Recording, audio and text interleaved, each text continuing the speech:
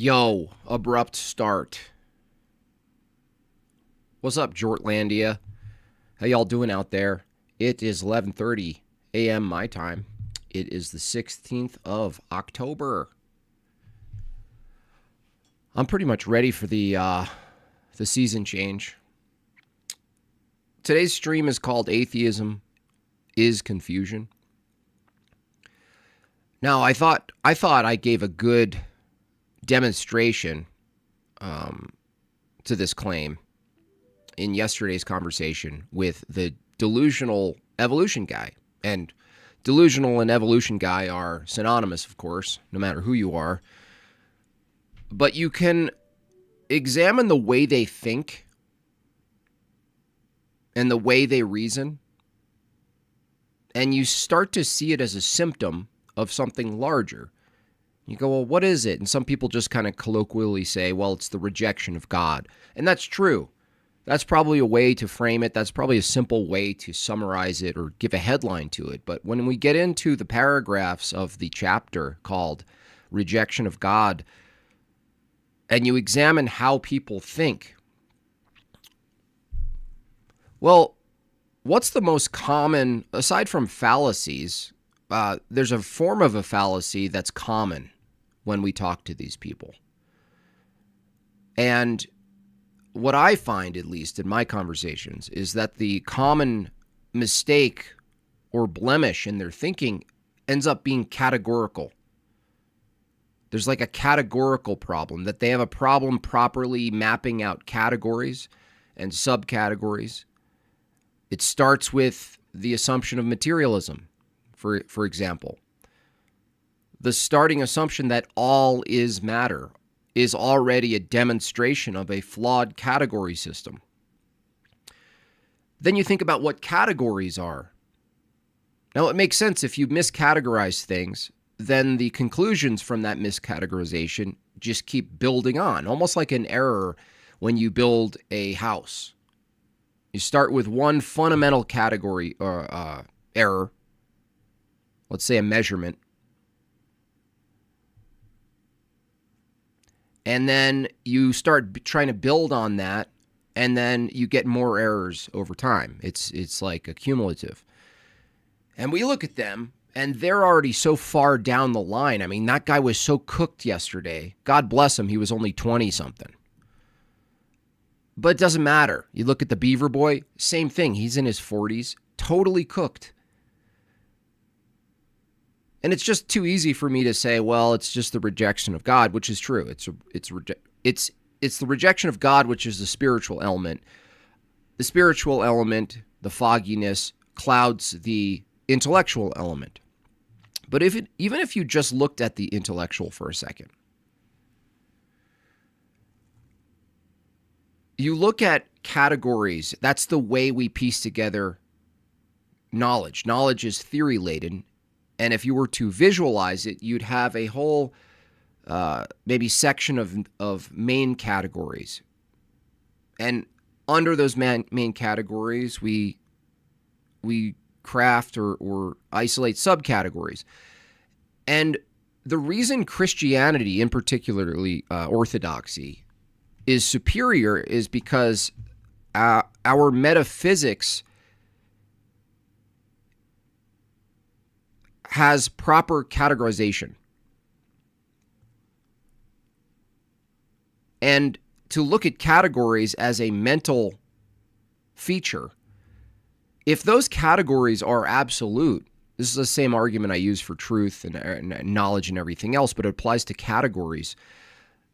The framework of a mind, the framework of a perfect mind, would ground universals, particulars, logic, math, meaning, language, mind,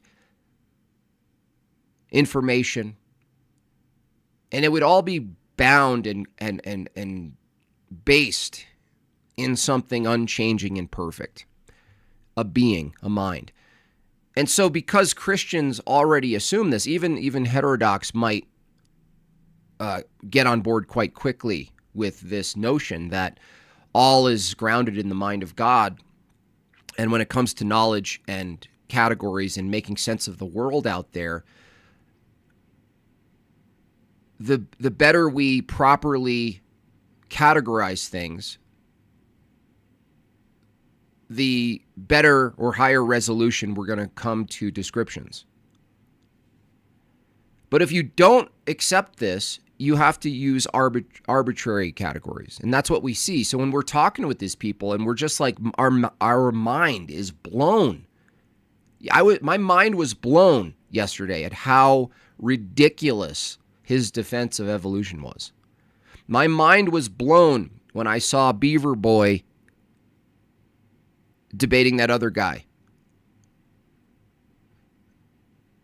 And of course, it's probably proper and right to say this is a spiritual issue, and it is. But at least to the extent we can examine the mental problem, the intellectual problem, I would say that it is, in many cases, a problem of properly categorizing things. Why? How could you say something's properly categorized if it's not absolutely grounded in something? You know what I mean? It makes sense. If there is no ultimacy to how to properly examine truth, come to truth, properly categorize things, and understand and speak about things, then you can move the categories all around.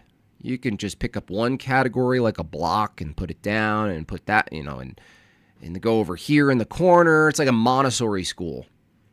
And that's actually what you see in their debates, They think they can talk about knowledge in philosophy, epistemology, which is a branch of your worldview. They think they can talk about that stuff without talking about metaphysics or assuming something about metaphysics. They think they can come to the conclusion that God doesn't exist or the position that God doesn't exist without assuming a whole slew of other things that aren't based in that epistemic claim. And they're just stuck in it, It's just they're just stuck in the muck, and they're doing something when they debate or they argue. They're doing something that ultimately, from their own view, they have no reason to do. First of all, they don't have a reason to debate. There's no reason to debate. There's no reason to come to truth. There's no reason why we should hold a true belief versus a false belief from an atheist view. It's confusing. It's contradictory. It's self-refuting. It's useless. It's mindless. It's purposeless. They'll agree. And then we ask, well, why do you do it? Why do you have a channel? Why do you debate people? Why do you pester Christians? Why do you do any of this? Well, because it's fun. That's really all it comes down to when you could skip all these other questions. Well, what's your epistemology? What's your standard for truth? Yeah, fine. But you could do all that, but you could skip all that and you just ask simply, why are you here? This might come up in my debate in November, by the way. You should get tickets if you didn't sort that out yet. Go over to Modern Day Debate. I think this is going to come up in my debate against Peterson because, the argument is ultimately, does naturalism make more sense of reality than theism?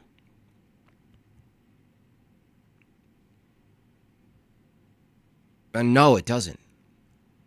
Because to make sense of reality is to make sense of the categories that allow you to make sense of the material world. And if you can't make sense of the things you're using to make sense of the material world, why would your view make any sense at all? It doesn't. It doesn't make any sense. And I'll show you a comment that it's so insane, but I'm not surprised. I'm never surprised by these comments,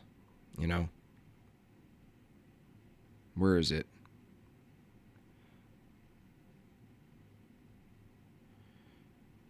It's just, where is it? Oh, this guy, dude, this is just so insane. And again, I get frustrated because they never call in. They just stay safe. They write their essays, right? They write their essays in the chat, in the comments. They pester in the chat, and then I go, here's the link.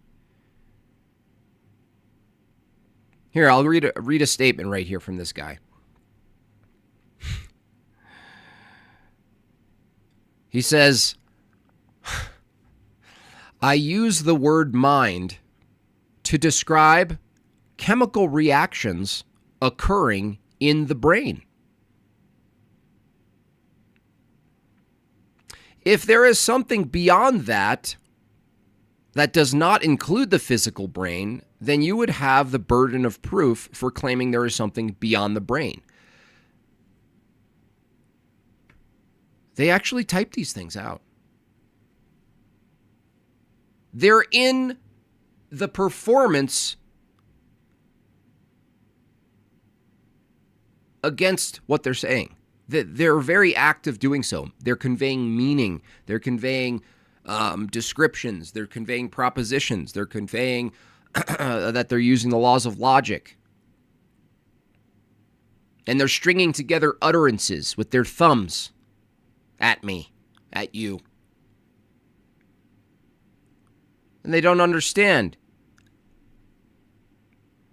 If the mind is merely the thing you're describing chemical reactions, then you need more chemical reactions to describe that chemical reaction, and so on.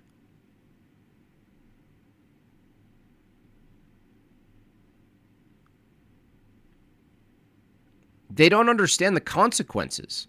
But maybe, in addition to the spiritual issue, the failure to know the consequences. Why? Well, once you understand the consequences of a broken view, which is atheism, the alternative is theism, generally, and then more rigorously, Christianity, of course. And then what happens, you guys? Well, then you got to be responsible. Then Beaver Boy has to clean up his room. Then all of a sudden you might have some obligation. That suddenly you have some moral weight to your existence. Suddenly you're held to account. No, we can't have that. Let's stick to confusion. Let's stick to the confusion. Yeah, let's go with that. And what's annoying is you refute these guys, and it's one book after another.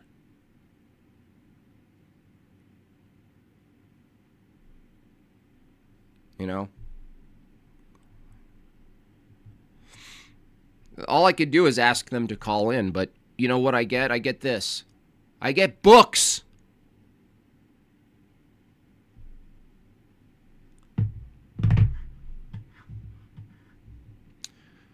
That's all I get. Books from these people. Ankle biting in the chat, books in the comments. I also ask this person in the comment, which set of chemical reactions is the mind and which is not the mind? He doesn't answer.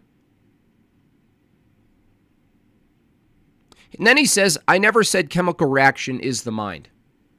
This is why you waste your time with these people. He says, I use the word mind to describe chemical reaction. I never said chemical reaction is the mind. There's no, just stop. Just don't even interact. It's like demons who don't care. They're just saying men can have babies, men can have babies. 1 + 1 = pineapple. It might as well be fart sounds coming out of their mouth, honestly. And here I am, too charitable. Oh, whoa, he wrote something. Let me read it and understand him. I'm sure we have one in the chat. I'm sure we have one. Do we? I'm just assuming we do. Do you have any in the chat? You know what it's like? You know those singing cockroaches or whatever? Screaming cock. That's what it reminds me of. It's like, some chemical reactions are better. Not even better. Truer. can't call in. I'm writing you a book. Exactly. So anyway, the reason atheism leads to confusion, or atheism is confusion, is because there is no unifying truth at all. There's no unifying truth. There's nothing that grounds, stabilizes, or provides any level of absoluteness, ultimacy, objectivity. Nothing. Nothing. There's nothing. They're like, well, can I just use my senses? No, you can't. Your senses don't provide you with the veracity of your evaluation of the senses. Your senses don't give you the veracity of your evaluation. So, nope.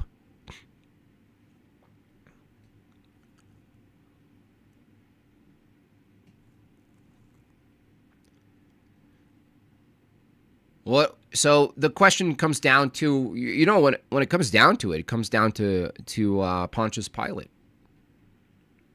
And this is what's so beautiful about Christianity, is that the very question, what is truth, posed to Christ and the people around, is really the essence of atheism. The question itself is malformed. It perfectly embodies the view that rejects God.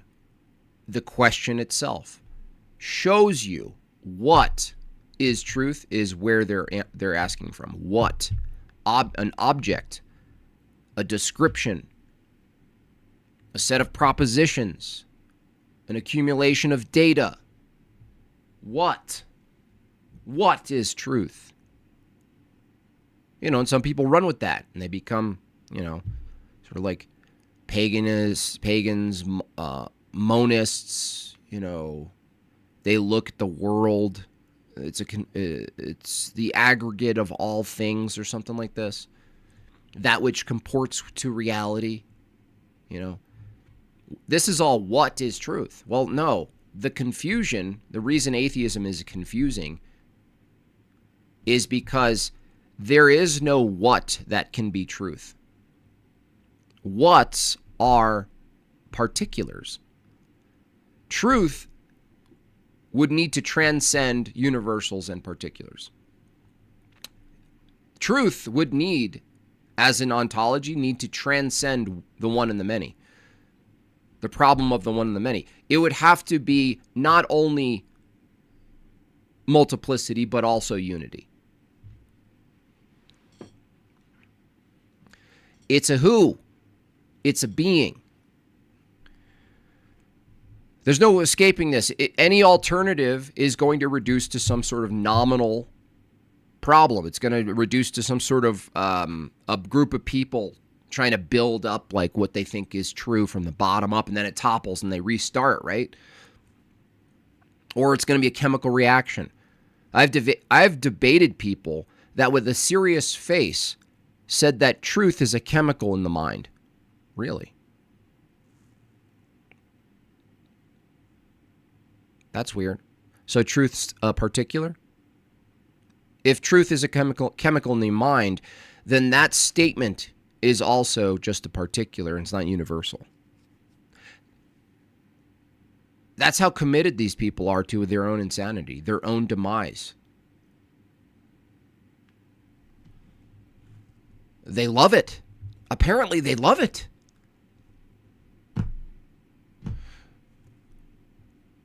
So I'm not confused why atheism leads to this insanity. I'm not confused why atheism leads to spiritual prelest. I'm not confused why atheism leads to this mangled worldview where all the parts don't fit together. I'm not confused at all. It makes perfect sense that if you reject God, your knowledge system is going to fall apart. It's going to be a puzzle that doesn't piece together. It's impossible. It's not just that they don't know how to piece it together. They don't even have the puzzle. they're not even the right pieces, and they're trying to like smush them together, and they're trying to carve out a section of the puzzle and smush it in so it fits. Oh, a man can have a baby.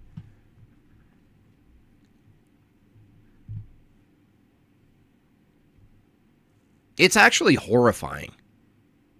And I look out in the world, and I look at these clips of people, and I look at what's going on in culture, and I look at what's going on, the degeneracy and the confusion and the broken-mindedness and the idiocy. What's crazy is that Idiocracy, the movie, that's totally consistent with secular thinking. The whole thing. The whole reduction of society becoming mindless consumer drones is a symptom of secularism, atheism. Because what else would there be other than matter? What else would you do other than pursue your desires? What else would you do other than see yourself as a mere biological reaction that's seeking good feelings? What else would there be in society than what we see today?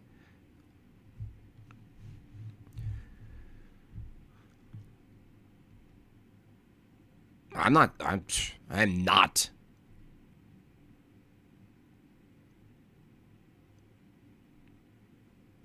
confused about this.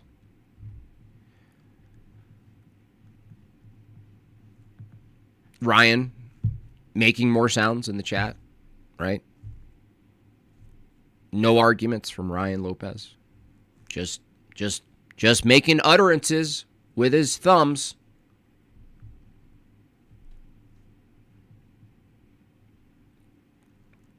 Ryan says he works backwards. Really? Where do you work backwards from? The conclusion?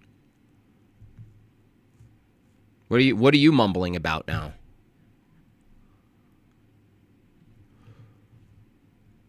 What are you saying now? There's always someone in the chat. It never ends. Never ends over here. What is there's chemicals happening? You guys some chemicals going on? Let me guess, you just need a hug. Most of the time it's just someone needs a hug. They're like, look at me, I'm special in the sea of people. Look at me, I've got something to say. Their God is progress, exactly. And then you ask, progress toward what? They don't know. Just progress. Devin, thanks for everything you do, Jim Bob, saving minds and souls daily. Thank you, Devin. I appreciate you. My chemicals are confused. Yeah. Yep. Your chemicals are confused.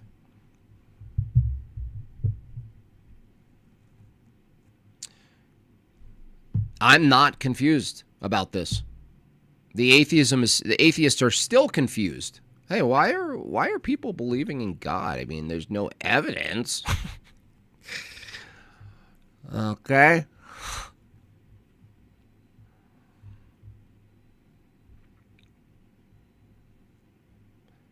Why are these people believing in God? Well, don't you believe we were determined to through our chemicals? Yeah, but I'm confused. Why are your chemicals chemicaling? They can't be wrong. You can't have wrong chemicals. Where are my atheists? Can you have wrong chemicals? How can chemistry be wrong? How could chemistry be right?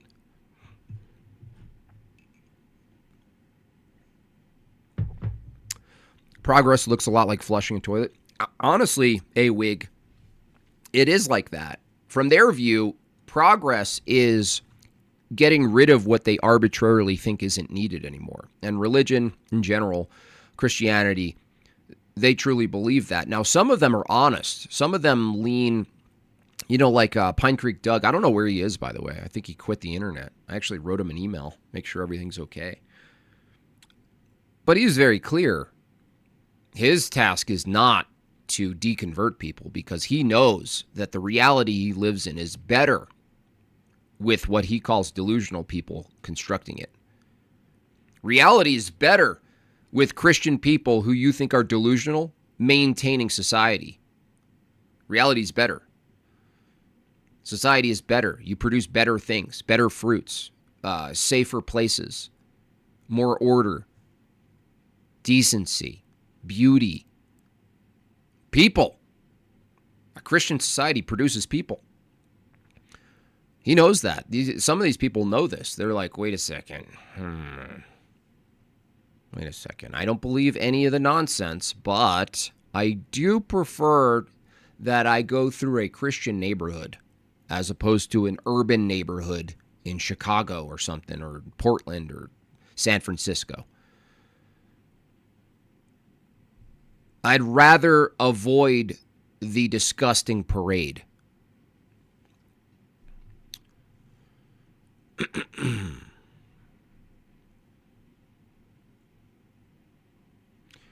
So, I mean, this is where it gets you. If you're an atheist, this is why you get precept.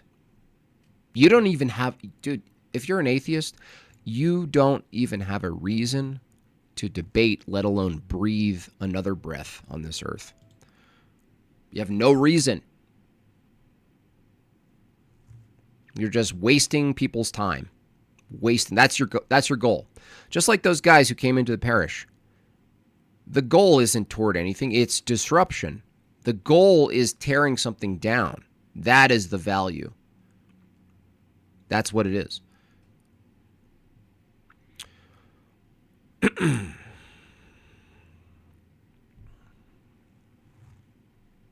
Jimmy, what's the evidence for God? The evidence for God is truth itself. The evidence for God is the things unseen that we all appeal to. Truth, laws of logic, knowledge, meaning, language, revelation, ultimately is the evidence for God. But everybody accepts that truth exists. To argue against it is a contradiction.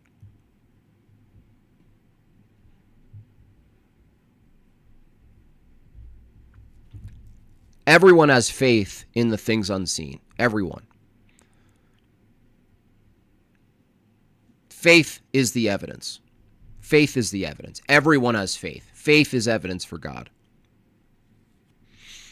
The only question is, if everyone has faith, which worldview can account for faith itself? It's another type of precept argument. It's another type of challenging the opposition. And then they go, well, I don't have faith. I have confidence. Really? You have confidence?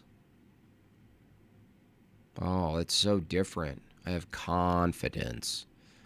So the unseen things that everyone, yes, the unseen things. In particular, though, truth itself, truth. And the reason this is pins people in a corner, Tony, is that when someone says truth exists,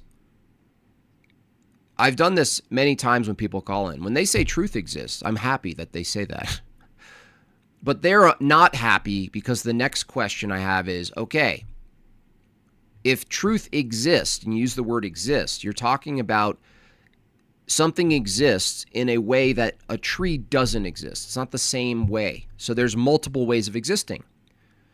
But then they get all squirrely.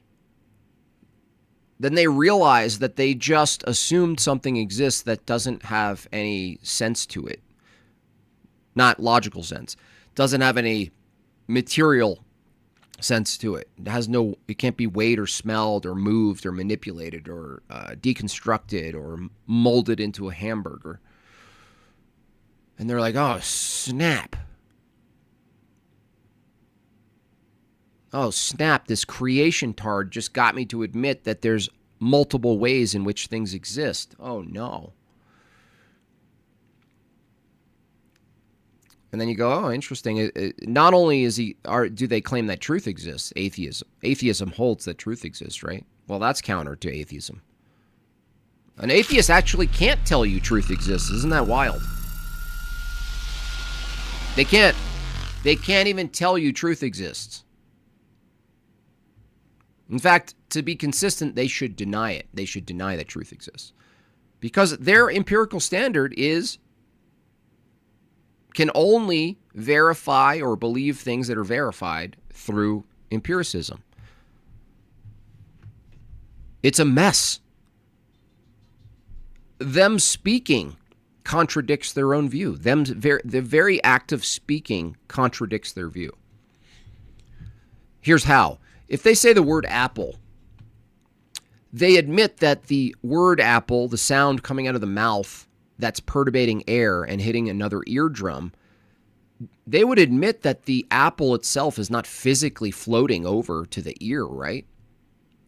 And they think this is a silly examination. No, it's not silly.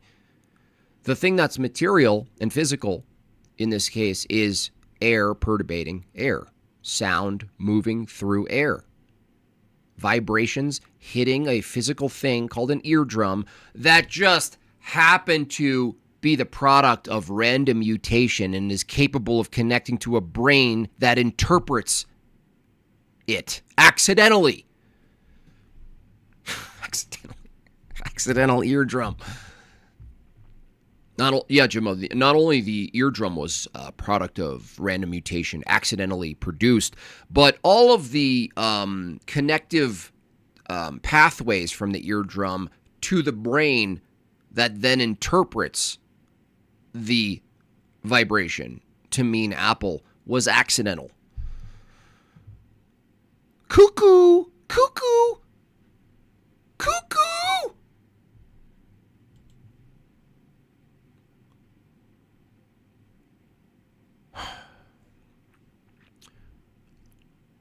Unbelievable. It's just unbelievable.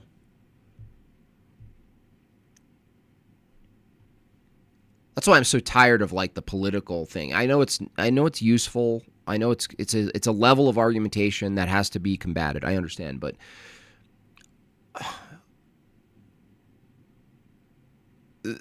the state of the West, the state of the world, but in particular in the United States, it's not reduced to some political problem. Oh, the left votes this way, and we're trying to vote this way, but the left keeps voting this way, and oh, man. No. I mean, yeah, but no. We're in a state of spiritual failure. This is a spiritual failure. The Enlightenment was a spiritual failure, by the way. I mean, watching people grasp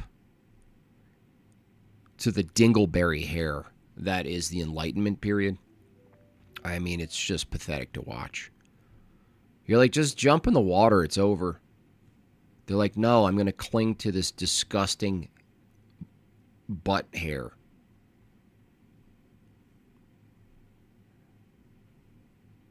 Called liberty. It's my liberty. It's my liberty hair.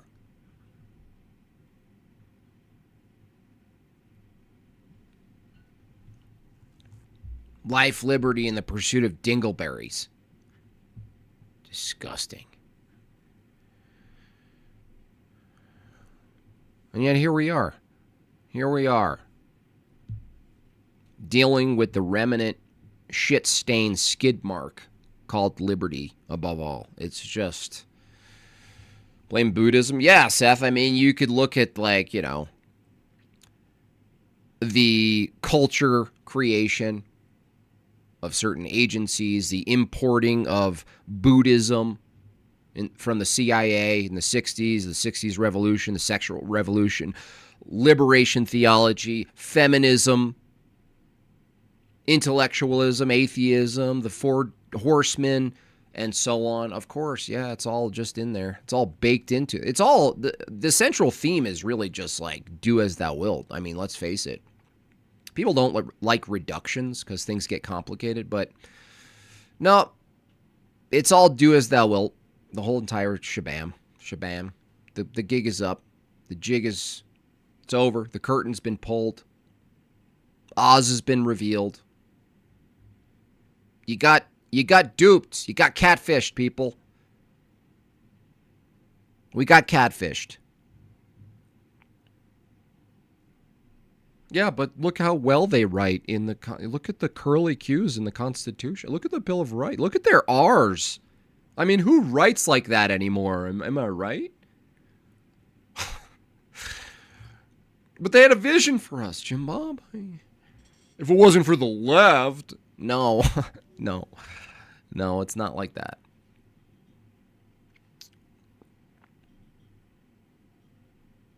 Now, the blessing in all this, blackpilling, sorry to blackpill. I got in there a little bit.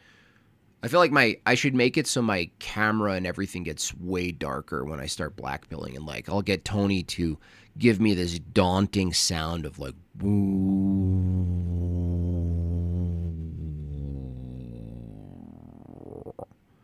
calligraphy fallacy.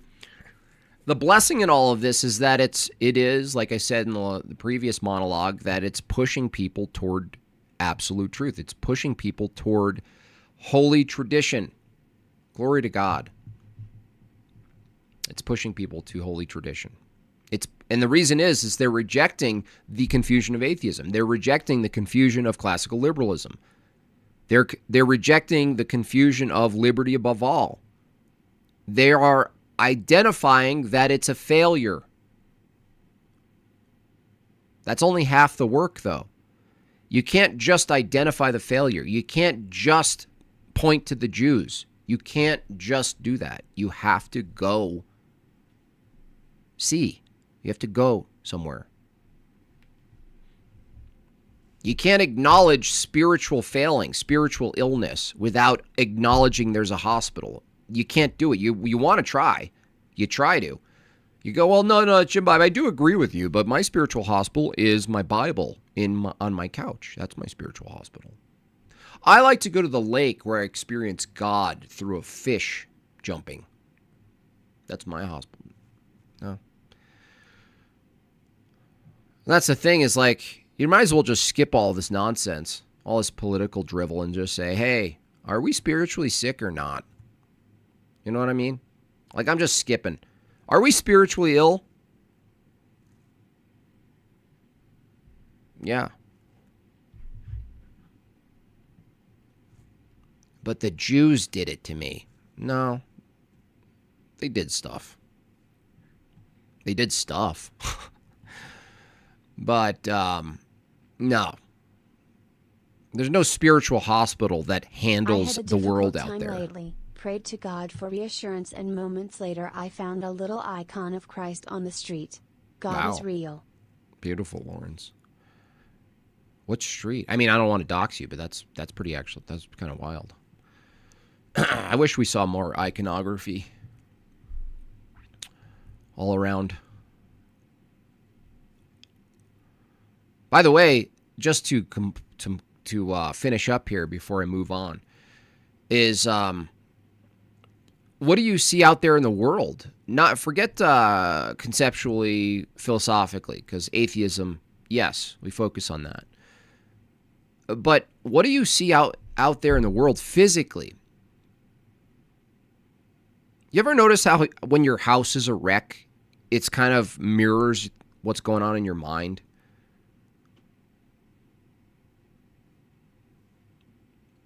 Or how if someone lives in just a sterile white apartment, you know, it's a reflection. There's a reflection there.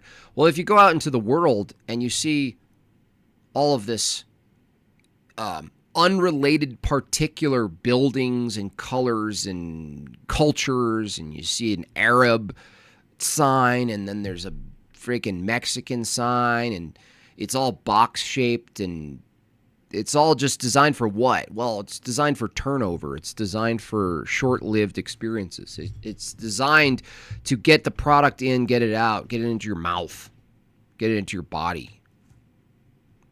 It's like a competition for getting stuff into your mind and body. That's the competition. You go, wow, that's interesting. What goes in our body is important. What goes into our mind is important. What comes out of our mind is important. And you look at the world around us, the physical world, and you just see gray sludge, unrelated segments next to each other, boxed up on each other. There's no reflection. Like, you have to actually seek. There was a time before we all lived where you actually didn't have to seek beauty in architecture. You didn't have to go search for it. The view of what a building was completely linked to your view of why reality is. And then you go out and you go, oh, like, you know, the modern world really does, the architecture and everything does actually reflect what the dominant view is. Materialism. Not only materialism consumption, but materialism philosophically speaking. That just matter is all there is. All you're doing is increasing the rate at which you turn something over. You're just increasing the speed of the conveyor belt that's connected to your open mouth, and you're just eating it all. And then, oh, Jim Bob, what else is there? Yeah, that's a good question. Finally, someone asks, is there anything else? Yeah, we've been asking this question for centuries. Yeah, there is something else. There's theosis. There's Christianity. There's the sacraments. There's beauty. There's joy. There's forgiveness. There's humility. There's sacrifice. There's fasting. There's more.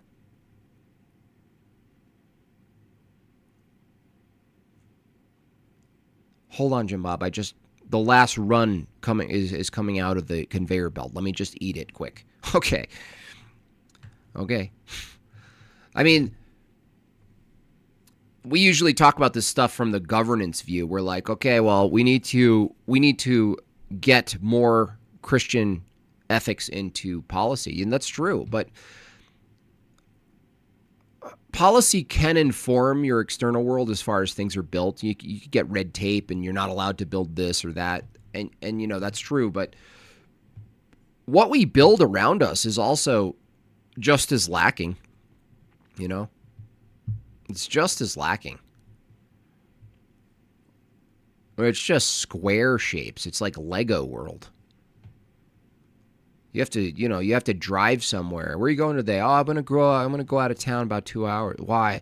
Oh, I want to see this beautiful old town that has held to its traditional aesthetic and been preserved. Why is it isn't that bizarre? Like, do you ever think about that? How if we want to go see something beautiful and lasting the test of time, we have to go away from where we generally are always. That it's something that's smaller, that it's something that's scarce, that the thing that we're reveling in, the thing that we're giving reverence to, that's scarce. That's the scarce thing. Oh, yeah, I took a drive out with my family. It was beautiful. We went to this old town with these old churches. It was just beautiful. And you're like, you visited a place that at one time was just the way it was.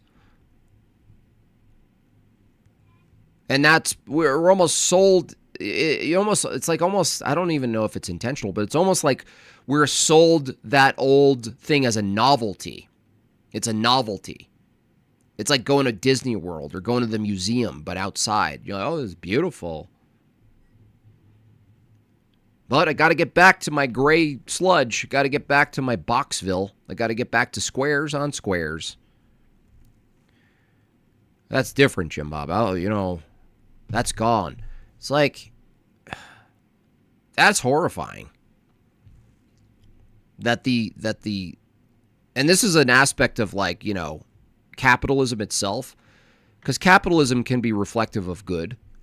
But without the good, without Christianity, capitalism is merely a means to an end, and the end is your mouth and your body. That's the end.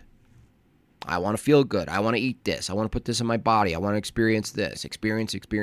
There's no, like, when you buy up a piece of land and you want to build something, beauty is like, okay, we'll make it nice looking, but not at the expense of wasted real estate. That's the mindset.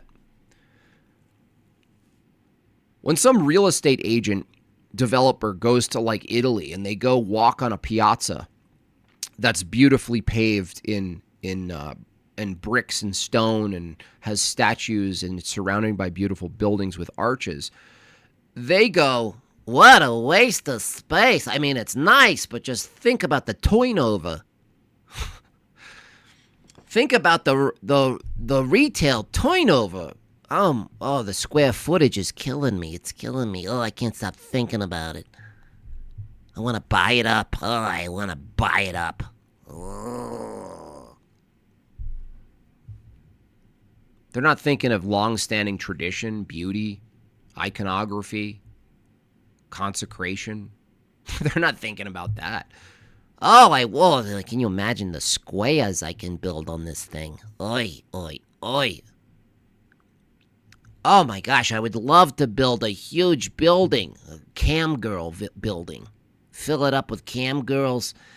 Oi, the wasted space here. Oi, oi, oi. How many pods can I get here? Oh, it'd be beautiful. Target and a hybrid Target and Walmart right in the center of Rome. How about that?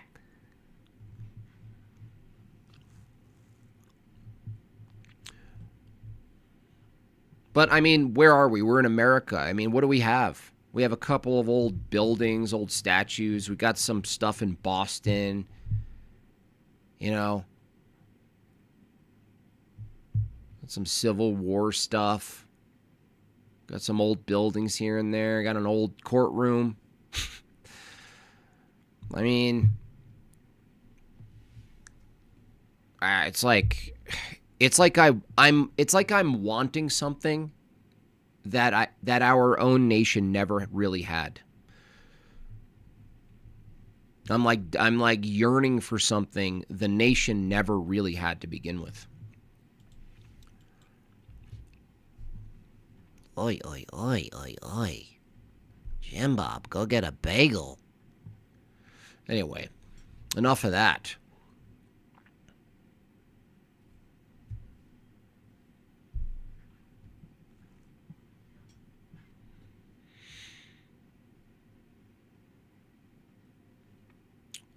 Well, the challenge here, and this is a challenge for all of us, including me, is take the thing you have, which is not atheism, and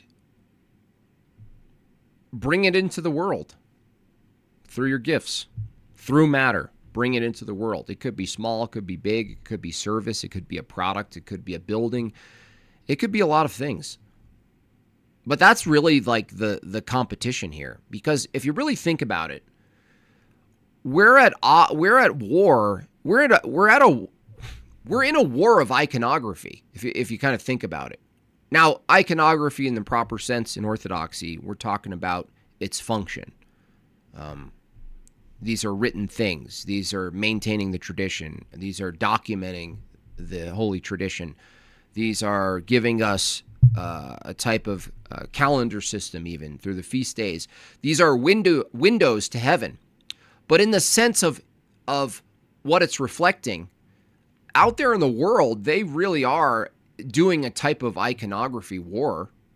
People say, I forget which saint said, I think as a saint or just a priest, correct me if I'm wrong, but they were talking about how pornography, among other things, I would say like there's types of perhaps horror and carnage that might be in the same folder, is the iconography of Satan. That you could actually, incorrectly venerate, and I use that term loosely in the sense, just to make a point. Satan, what's evil?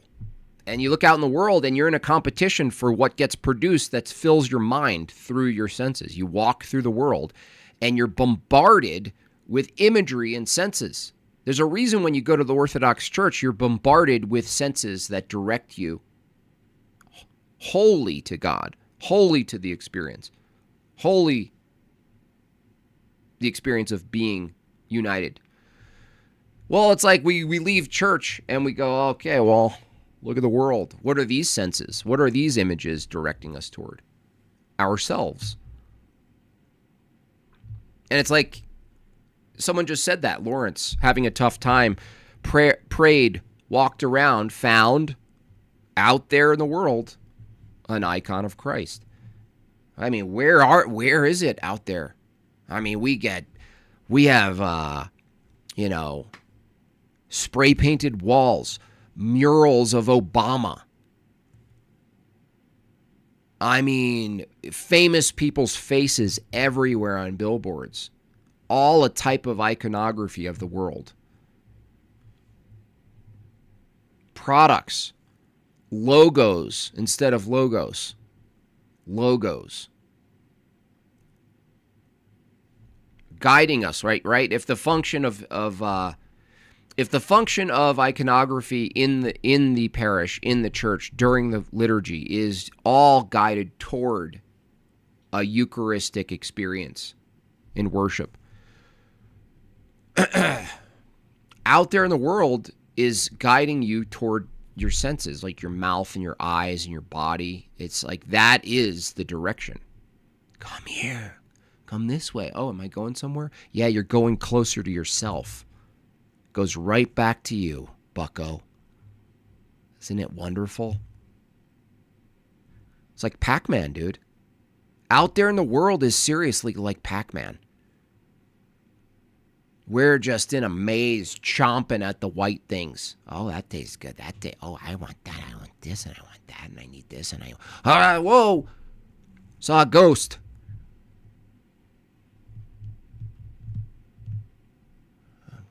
It's crazy. Bucko.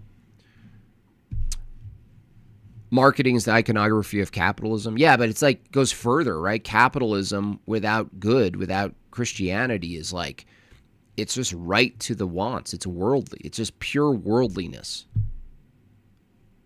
Just your special bodily endeavors. I want it now. Well, that's a challenge for us. That's a challenge. What goes out in the world? What do you make out in the world? What is it an image of? What is it a reflection of? It's a challenge. And it's especially a challenge for Christians who make this hard-line separation between the world out there and their spiritual life. Well, no, I'm a Christian in my home and in my community, but out there in the world, I'm just an ordinary Joe. You know what? I'm a Christian. I'm a hard-nosed, staunch Republican Christian. But that all stops when I get elected for governor. It's like, what? Okay. All right, buddy. Oi, oi, oi. Anyway, let's move along. Let's pull up some of the Super Chats. Thank you for getting it started over there in Super Chat land. Thank you for paying your taxes, by the way. It's a great way to support me. You could use bobchats.com. You can use Super Chats here on YouTube. And you could also use the membership program to ongoingly support the channel if you get value or smiles or giggles or anger from it. Let's go from sooner to later. Dano, $2. Somebody call Michelin because Jim Bob is cooking. Thanks, Dano.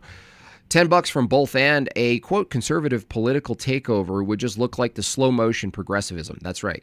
Absent a nation following the true church. Yeah, it would just be like some other better, from their view, a better liberalism. You know, maybe a cleaner liberalism. New member, citizen, Devin, thank you so much. 18 months work visa, Lawrence. I read that. Thank you so much.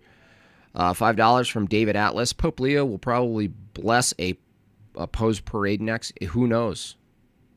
Now's the time. If you're Catholic, honestly, come over.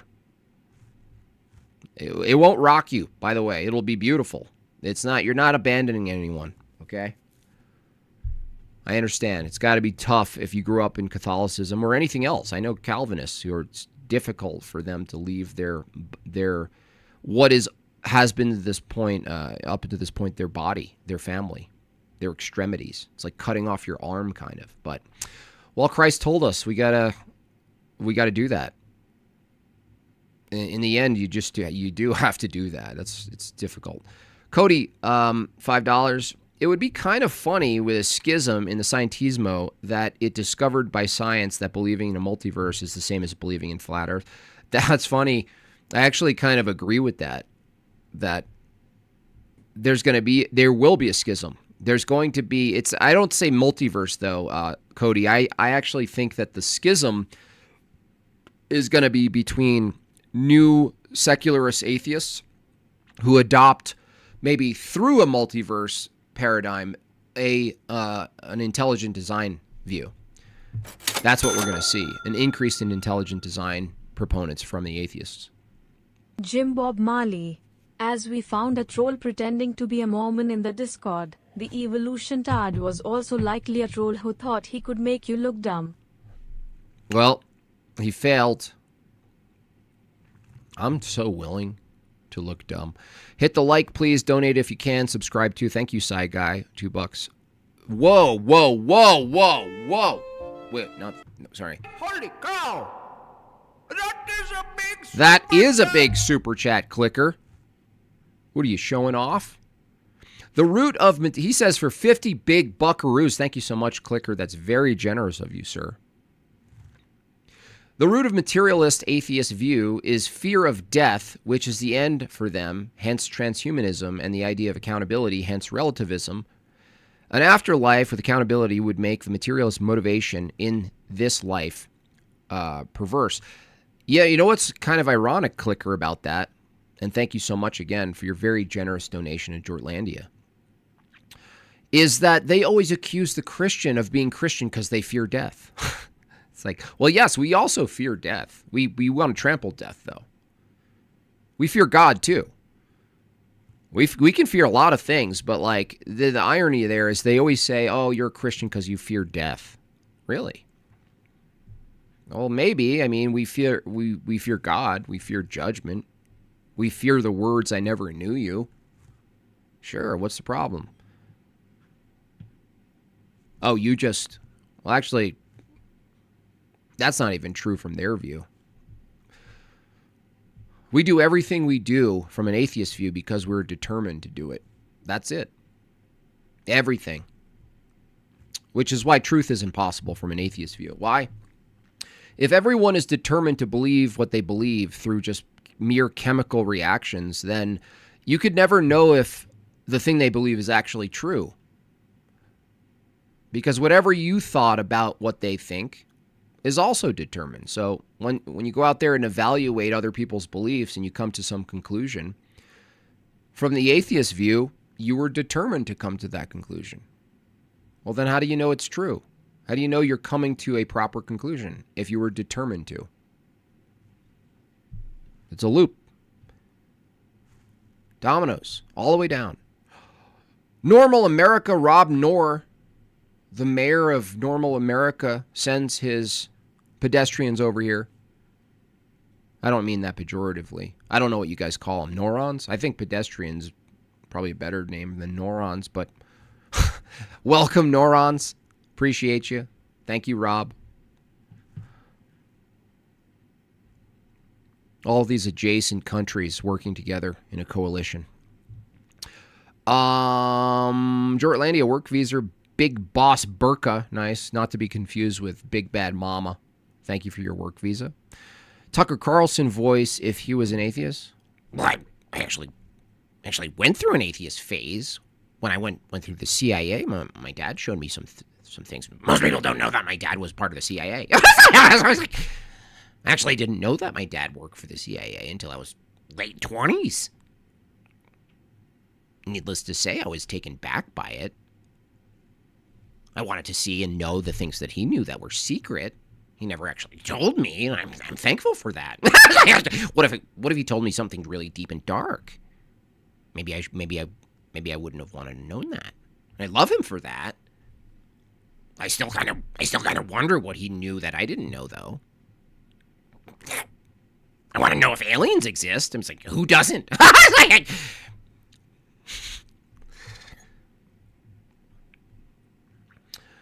I've debated over 20 atheists, Hart Ponder says, for $5. And I kid you not, I got 20 wildly different answers for what they think logic is. Yeah, it's crazy, dude. It's crazy. Spen for nearly $7 says, something I've been thinking about lately is how PhD means Doctor of Philosophy, and yet I know Doctor of PhDs who wouldn't know what ontology or epistemology means. Yeah, interesting. Clicker, another $10 adding to the Jortlandian War Fund. The chest is growing. I look for the resurrection of the dead and the life of the world to come. Amen. Amen. They have the opposite of this, even the opposite of amen. Yeah, that's true. Ah, they. They say ah, they now.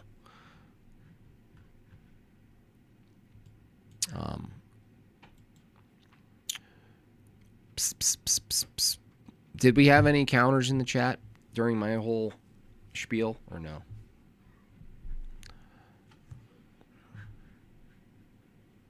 They usually like kind of get into the lobby of the restaurant and then they make claims about the steak, and then we invite them to sit down and then they leave. They leave their car running, so to speak.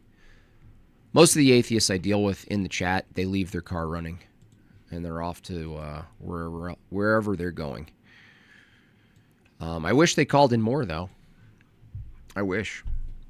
Speaking of calling in, I have to plan a date to jump on John Steele. He gets a lot of people calling, especially Muslims, which is funny. I like interacting with Muslims. I don't as much over here because I don't focus on Islam as much. I like to focus on the white people Islam called Mormonism.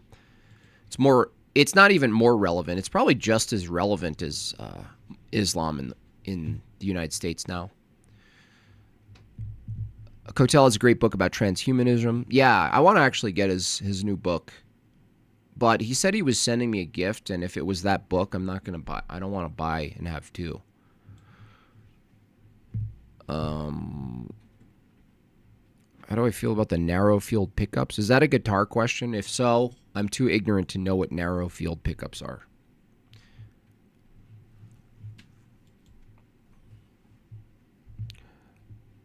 Marilyn says John Steele is a hypocrite. Well, I mean, Marilyn, you think he's God, and you think everyone's God. So until you abandon the view that everyone's God, we can't really take what you say about other people, including yourself, seriously. You know, if you think everyone's God, then John Steele is somebody. Therefore, he's God. And if John Steele's God and he's a hypocrite, there can't be a problem with him being a hypocrite because John Steele's also God. So I don't know what the problem is here. You know what I mean? What's the problem? I believe the narrow fields are pickups in your PRS. Well, then they're awesome, Fretzy. I don't know why they're awesome, but apparently they are. I've been playing acoustic for like 25 years. Never once moved over to electric, ever. This is my first electric guitar. Ever. Well, I can't say that. I had a green goblin, I called it. It was a Gretsch? Remember that green Gibson-y looking? Very short-lived, though. I didn't even consider it like a real thing. It's ugly. Oh, man, that thing was ugly.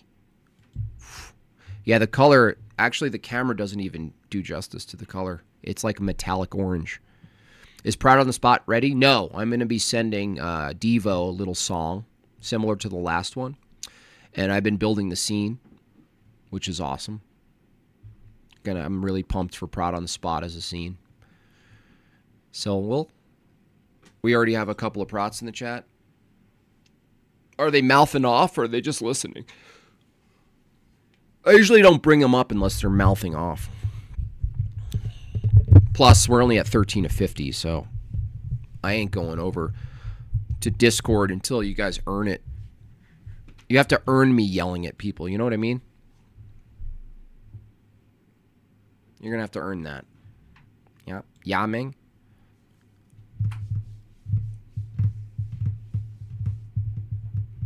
Scott. Well, I told you, Scott can help raise money if he wants to call in. Scott. Where's Scott? I don't even see a Scott. What is he saying?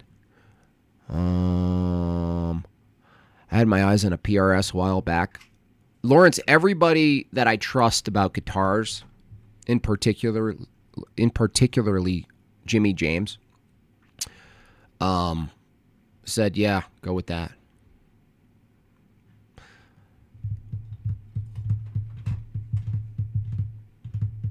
Scott Harris says, as far as adhering to the Great Commission, service, and being fishers of men, I find the Protestant church to be more successful.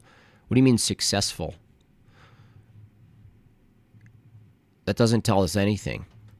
People are successful in bringing people into cults. So, Scott, that's not a good reason. By the way, you can't even say the Great Commission without going back to the apostles. So you are appealing to some level of apostolic succession. You can't do that, right? The Orthodox Church is closer and has maintained that succession. You haven't. Protestantism hasn't. So it's kind of wild when Protestants go, oh, the Great Commission, oh, the Apostolic College, oh, the movement toward teaching Christ's message. Well, dude, the apostles went out, 12 and then 70, and then the disciples, and then bishops. Like you wouldn't, Scott, you wouldn't even know what Protestantism was. You wouldn't even have Protestantism if not there was a church that wasn't Protestantism that came many years before you.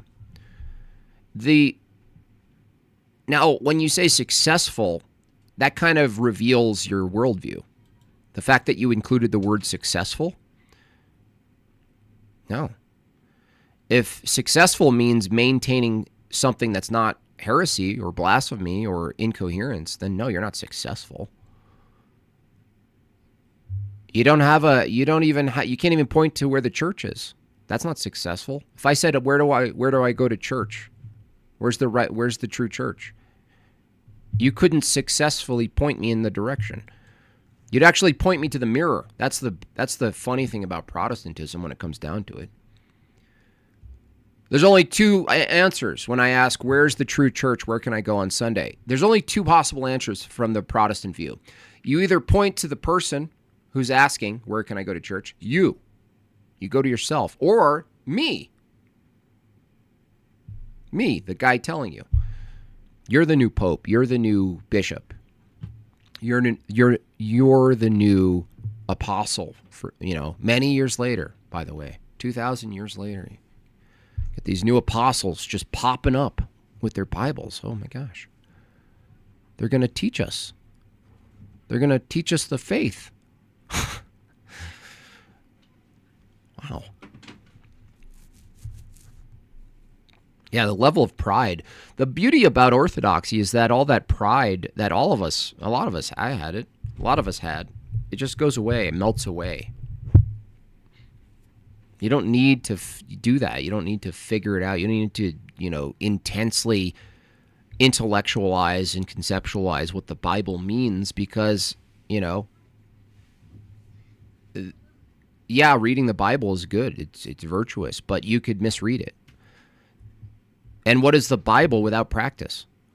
You know what I mean? If there's no ultimate thing you can point to that's practice, then reading the Bible is just a mental gymnastic thing you do to make yourself feel good. Now, I'm not even talking directly to Scott right now, just anybody. You're just reading something and you're like, oh, I got that. That's so crazy. And then you sound like George Janko. Where you just say things that sound right, and you're like, oh, wow. And then you get a bunch of women on the show, and they're like, and you're just talking and feeling good. It's like, what's the practice then? Well, coincidentally, the Bible, the canon was compiled not only through praxis, but for praxis. So it wasn't compiled for Scott or anyone else to read it thousands of years later, to believe that they're discovering the truth of Christianity. It was never that. There was no Protestant view in the year 300.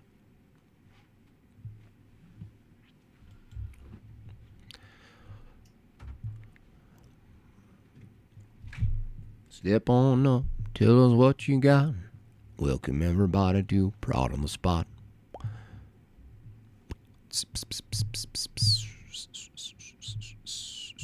I Heart Samus coming in. So the fathers of Orthodox Church have the correct interpretation. Well, the church fathers did commentary. The Bible itself, I don't know why you're here for many years, I Heart Samus, and you don't understand this. The scripture itself was a liturgical document. So when you say interpretation, what we're saying from the Orthodox view is interpretation is inextricably tied to practice and tradition. You think interpretation is merely men reading the Bible. What we're saying is that the Bible, the thing you're actually pointing to, I heard Samus, I don't know why this is so hard for you to get. It's probably has something to do with my monologue. You can't separate tradition from interpretation. The scripture, in many senses, is practiced. It's not sitting around interpreting it. The practice of scripture was to go and listen to the homilies, was to facilitate the divine liturgy. Go and see for yourself. But can I presuppose in my question that men are sitting around interpreting scripture? No. That's the thing in question, I heard, Samus. You keep presupposing your worldview that scripture was compiled for any reason at all other than liturgical practices at the time. It was never compiled for random people who never, by the way, couldn't read at the time, also didn't have access to paper and pen. They didn't have access to the scripts. They didn't have access to the manuscripts or anything. So obviously, scripture, as in the time it was compiled, was not compiled for people to debate, lay people to debate. Even people who came in with new interpretations, that's why there were councils, dude. That's why. Which makes sense. That the growth in access of scripture, the growth in access to Christianity would necessarily produce heresies. Of course it would. Now, I'll ask I Heart Seamus a really simple question. Do you believe heresies exist? Or no? It was written not to be read? No, it was written to be sung. You idiot. That's not what I said, you demon. You're an actual demon. All you do, you demon, is take what's said, twist what's said, and spit it out as a lie. You're disgusting. You're a disgusting person. And you know you're doing it. That's what makes you extra disgusting, Samus. No.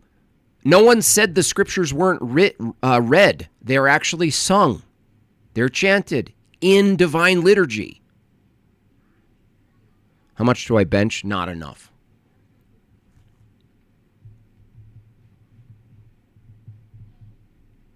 Hello? It is read. It is read. Do you think it was a mistake to mass print the Bible? Yeah, I actually, JS, I actually rhetorically say this a bunch, and I kind of truly believe it. That Gutenberg, what a name. What a perfect name of the person who actually mass produced the Bible. Yeah, I think it was I don't think it was something that could be avoided because of technological growth. And honestly, if that didn't happen, JS Urban, another version of that would have happened because of technology. So we don't stop our human development. You know what I mean? You can't really be you can't be a Luddite, right? A neo-Luddite about it. But from a commentary view, JS, I kind of do. Yeah. I go, oh man. I actually thought of a funny sort of almost like a animation idea where you go, like someone gets the chance to go back in time for any reason and stop anything. And it's like, would you stop Hitler? Would you stop this terrible atrocity? You're like, what are you going to do, Jim Bob? And I'm like, I want to go back and I'm going to stop the printing press. They're like, what? That's crazy. Yeah, I would. I would stop it. I'd stop that little Gutenberg. The problem isn't that we developed technology to mass produce things. It was that we weren't ready for the impact of mass production. Same thing with information today. We weren't ready for how mass level information would actually not liberate anybody from anything. Make people more confused about stuff. So the problem is like there was nothing to counteract the rapid proliferation of wild interpretations. Now, JS, I will say it doesn't matter because all of the heresies that are produced by private interpretation already were dealt with. You can't, there's nothing new produced, in other words. So in a way, it doesn't matter. It's more like a utilitarian argument where it's like, I don't like the outcome of mass scale adoption of ancient heresies from private interpretation. But the truth it's not a problem because there is the true church. It's a solvable issue. You know what I mean? It doesn't solve the problem, in other words, to stop the Gutenberg. It doesn't stop the problem anyway. People will come up with new ways of doing it. Let's arm wrestle. No, dude.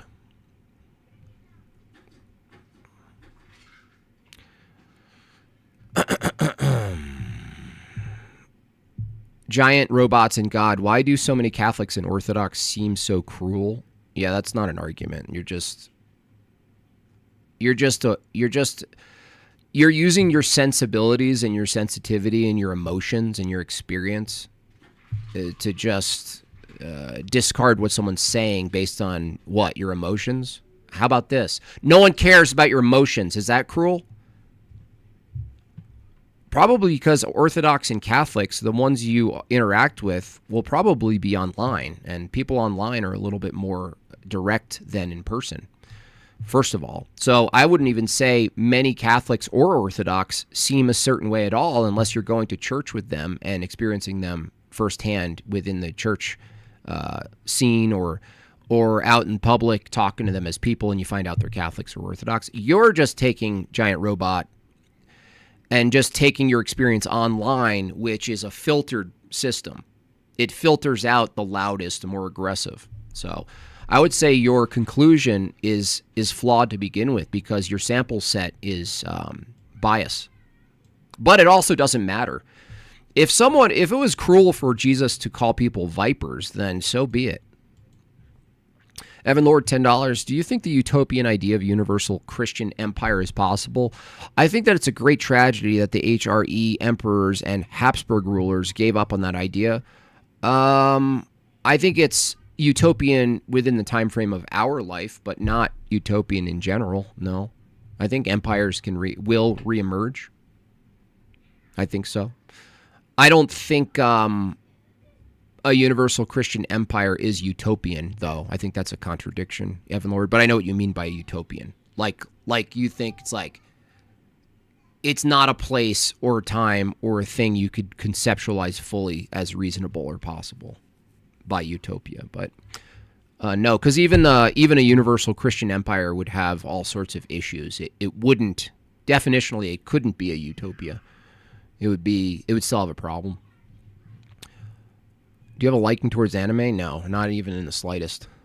I actually don't even understand the phenomenon of anyone under 30 or over 30 taking a liking to anime. Jack, no offense, Jack Hell, if you're one of those people, but it just never, something distorted about it that I don't like.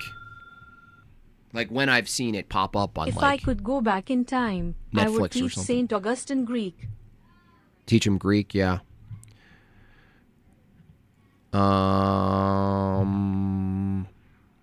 What else we got in the chat here as we move forward? Who else we got here? I don't think calling people douches is having humility general. You can call people a douche, though. I think it's how often you do and when, I think, is the question. Jim Bob, I have a conundrum. In Yeah? the Second Temple originally they worshipped the same God we worship, so is it considered, or the wall that remains, sacred in some way also by orthodoxy? Despite the fact that they stopped worshipping our same God in there after the coming of Christ, are Christians who go touch it in the wrong? Oh, you mean you're talking about well, I mean in the Abrahamic view, the triune God is always present in the Old Testament. And the continuation through Christ into what we call New Testament Christianity. I'm trying to get if the question's correct here. You're asking, Is it wrong to go back and venerate, being that the resolution of the same God at which you were praying to wasn't full? Yeah, I don't know. I don't think there's anything. I don't know. Actually, I don't know the answer to that question. Big Boss says, I heard that wall is a Roman fort wall. I don't know. I actually don't know the answer to the question. I don't know enough about that singular item or location to answer that, but I'm sorry. I'm sorry you donated to ask a question I can't answer. Maybe someone in the chat can better answer it. My apologies.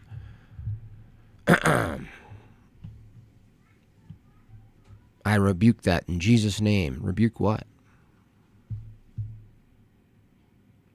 He obviously hates Protestants. Who? Me? I don't hate anybody. I watch the Protestants speak for truth against Satan's minions who claim to be Orthodox. So I guess you just know. Yeah, we don't know what you're talking about. You sound like a woman, actually. You sound like I went to the mall and someone yelled at me, and I know. It's like, dude, in the end, we're talking about the true faith once delivered. That's all we care about. We don't care about whether or not you had an experience. No one really cares. We're not taking your experience as any barometer, any indication of the true church. Your experience of orthodoxy has nothing to do with whether or not orthodoxy is true. You argue like a female. That's very Protestant, by the way, to argue like a female. You're doing a Yelp review of Orthodox people. Orthodox people are not identical to Orthodox theology. We're talking about the theology. We're talking about the true church. The true church is made up of people, flawed people, sinful people, chief sinners, and the rest. There's no contradiction with an Orthodox being, quote, cruel because he's a human being. The contradiction is whether that person seeks forgiveness, humility, you know what I mean? Is redeemed, works on it, this kind of stuff.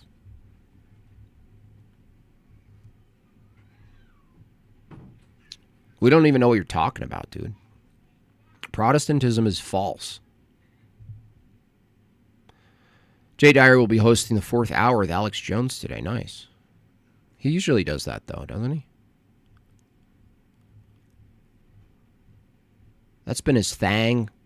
That's been his chicken wang thang for a while, man. Is Marilyn being cuckoo again? Marilyn. Marilyn. Truth is truth. Jesus is the way, truth, and life. Yeah, we agree. Are you're going into platitude spiraling now? Is that what happened? Did you have a circuit break, reset? Did you take the cartridge out and blow in it, and then you reset it, and you're seeing the Konami sign? Jesus is the truth. Yeah, we agree.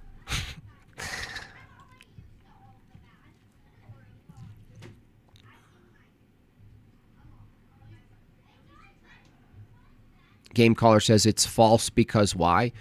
Because you can't trace Protestantism back to the apostles. That's why it's false.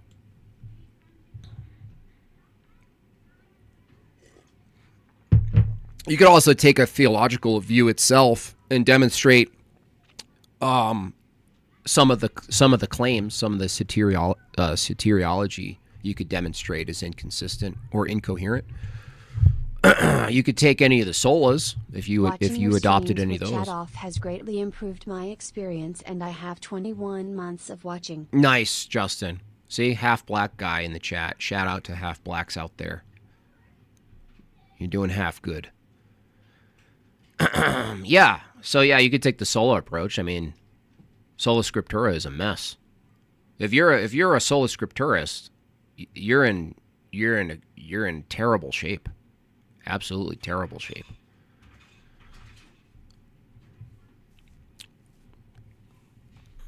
Call in? No, you guys don't get a call in. We're at 16 of 50, halfway through the stream. What are you kidding me? You guys deserve nothing.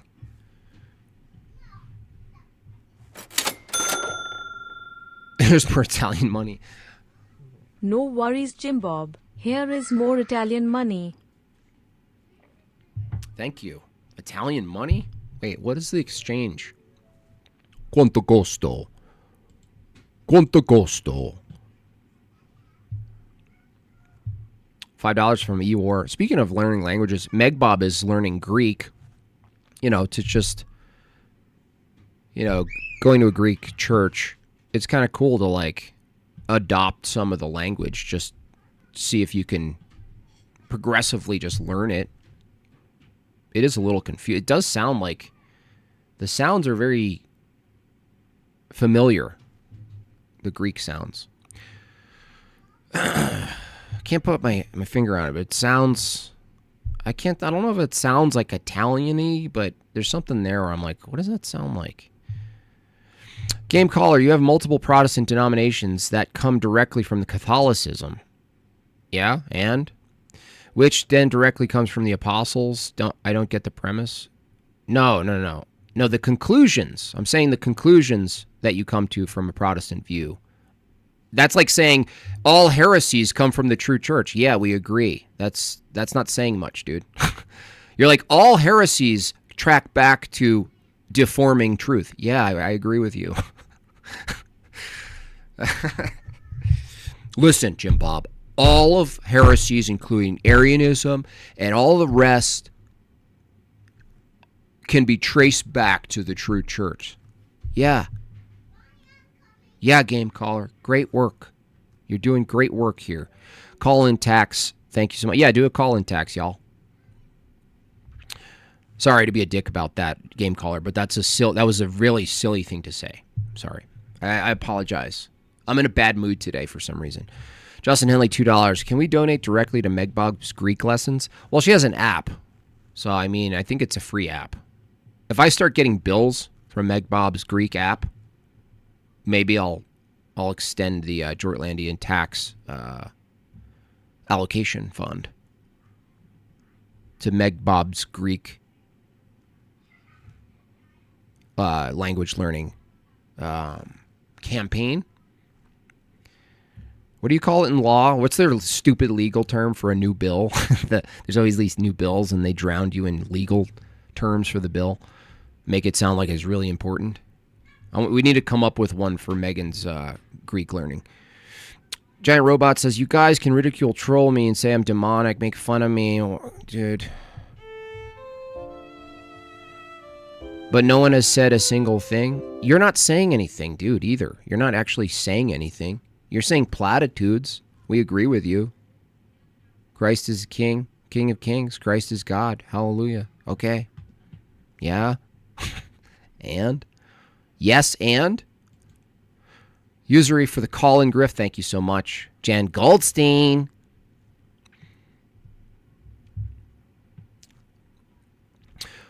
We all get bad moods occasionally, although I'm not an Arian. What heresy am I committing? Dude, oh my gosh. Why is this so hard for you, game caller?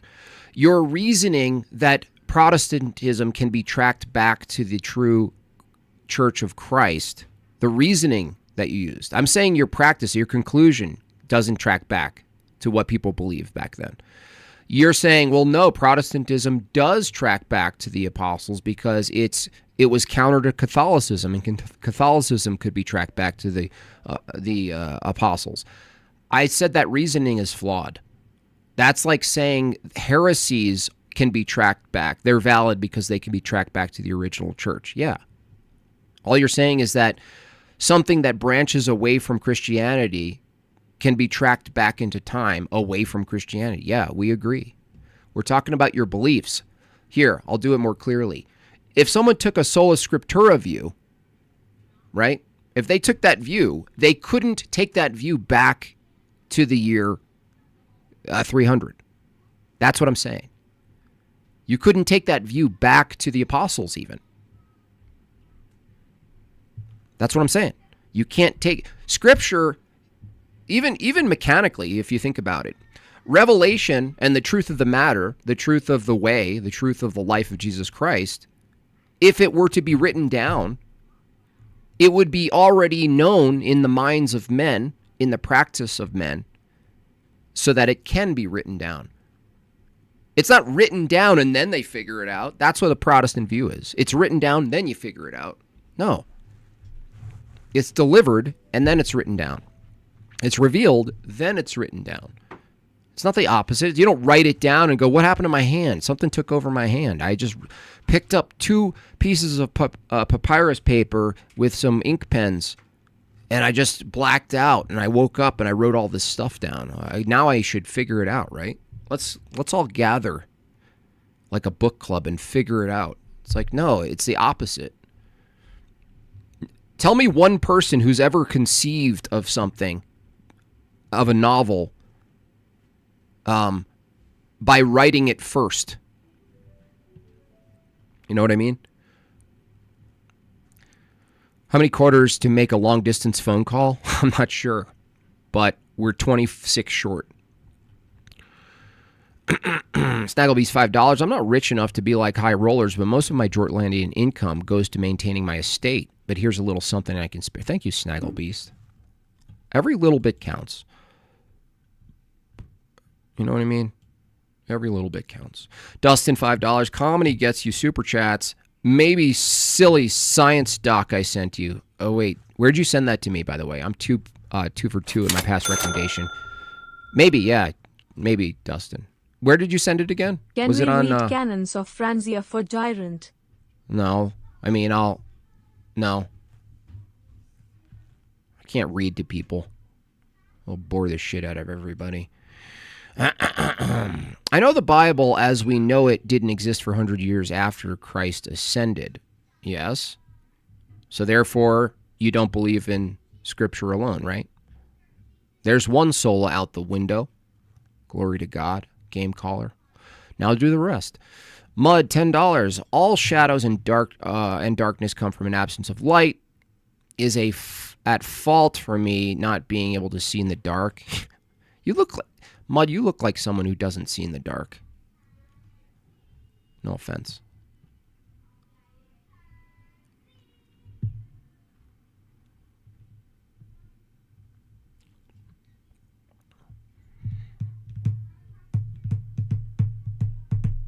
Dun dun dun dun dun dun dee, ba da la ba la ba la ba da.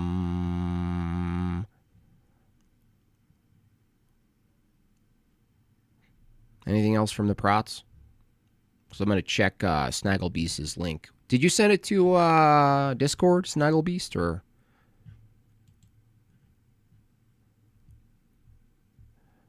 There are Protestant churches that can claim? Not really, no.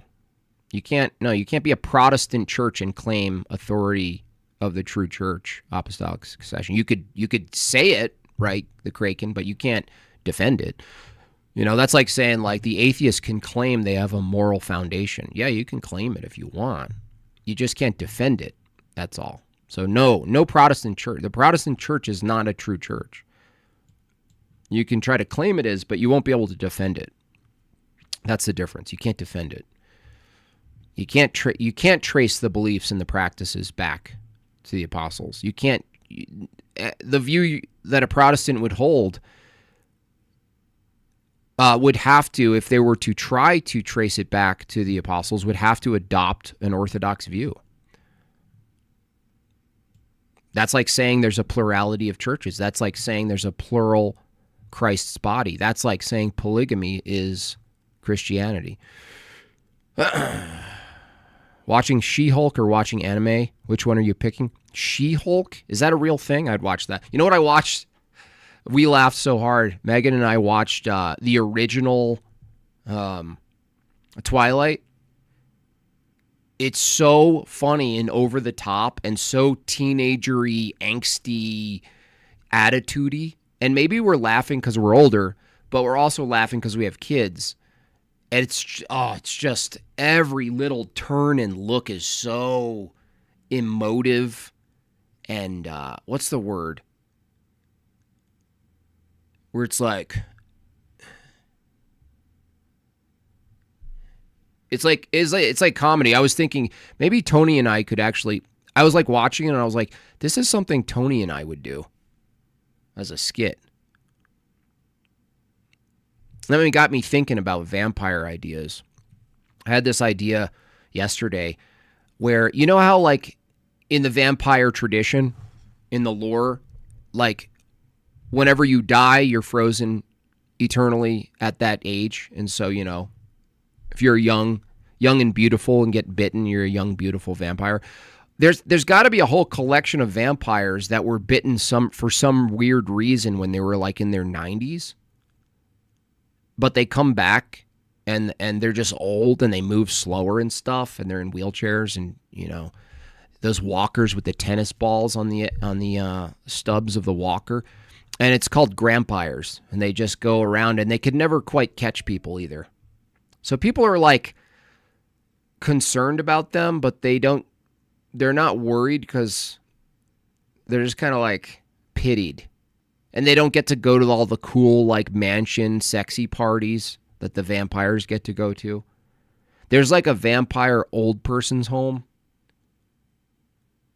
I like it. I think it's funny. And it's like dad joke level. Grampires, that's hilarious to me. That's what's funny to me lately.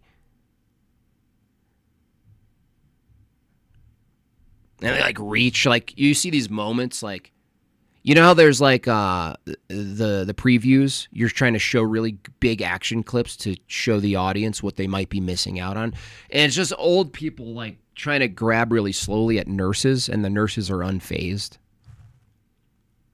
Just feeding them Jello, blood Jello. They eat blood Jello.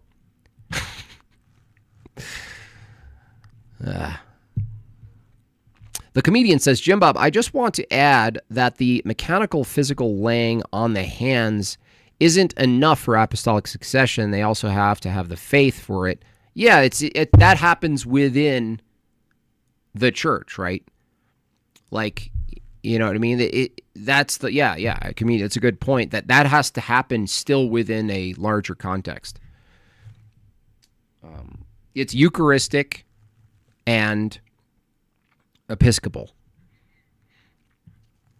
And that transfer of the church, the continuation of the church from the apostles, the 12 to the 70, to the disciples, to the bishops, it was always bishop. The bishops people don't realize these Protestants, because they hate Catholicism so much, Hold on. We got an Indian. Jim Bob Hope, if Protestant, then the existence of the Catholic Church separated you from the true church. You then have to claim you restored it, which is the opposite of what was prophesied. Yes. Then you also have to deny the Orthodox Church survived, even though Catholics affirm the Orthodox Church. Yes. It is cow poopy. Yeah, that's what Mormonism. You have to almost say that there was an apostasy, like the Mormons do. There was a dead time. You have to do a blackout style. Or you have to be plural and say all of it's true, right? Like some sort of weird theological trivialist where you're like, well, all of it's true. Honestly, I've gotten a lot of Protestants to just admit that that if the standard for what's the true church is simply believing Christ, then Orthodoxy is also the true church, right? And all they'd have to be saying ultimately is, you're just doing stuff you don't need to. And you go, yeah, but it's beautiful, right? And well, I'm going to do it anyway. They can't say it's wrong. They can't say, like, don't do that. They have to say, yeah, but you guys are just taking extra steps. And you go, yeah, I love the extra steps. It's beautiful. They can't say anything. There's nothing they can say to that. Because they've just reduced their standard to something so basic and simple, like, I believe in Christ. It's like, okay. So do I. So we're in the same church? They have to say, yeah. They're just mad that we're saying they're not in the same church. That's why they get mad if they get denied the Eucharist, which doesn't make sense from their view. If you're like a general like Christian and you're just kind of a modern dance Christian, as I call them, if you attend a liturgy and the priest announces there's going to be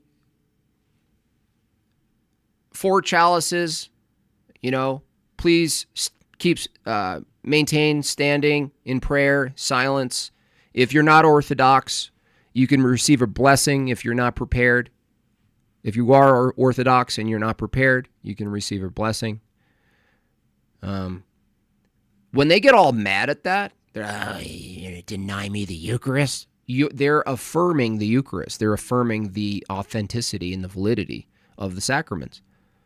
If they didn't think it was true, then they wouldn't be mad, because guess what? They can just take a trip to the bathroom. Why? Because they brought a Lunchable in their pocket and a little shot of wine or something, and they mixed it quickly in the bathroom stall, and they just downed it alone. You know what I mean? Why would you be mad? If you think you're being denied the true body of Christ, then you'd be mad. If you don't believe you're being denied the true body of Christ, if you don't believe that, what are you mad about? It's just like a symbol. I mean, it's just a thing they're doing. Oh, you could just sit there and go, "Oh, that's kind of beautiful. They do that. I'm not doing it because that's them and I'm not them, and I get it." But when you watch these people get so rebellious about this one thing, you should almost not celebrate in like a arrogant way, but you should be like, beautiful. Exactly. That's exactly what you would see. You know. Thank you, Professional Zilch. 5 memberships. Welcome, Marilyn. $2. Couch change. You found some couch change. Thank you. Dustin, I sent it on Twitter. Okay. Yeah, we could switch over now. My streams have been a little bit heavier context. I use Megbob as a barometer sometimes. If Megbob tunes out, I'm reaching less people. So, I mean, I don't want to not reach people, but I have to, when these things come up in my head, I have to get them out. It's like suffocating if I don't. All right. Let's see. Dustin. What is it? Human pheromones? Is that what it is?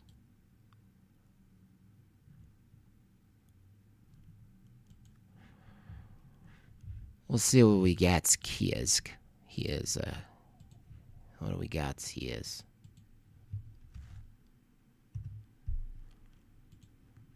Okay. It's like an old movie. Looks pretty weird, dude. Looks pretty weird, Dustin. I trust you. You're 2 for 2. I trust you. Okay? I trust you. Another membership from First Person. Thank you much. We're up to 29.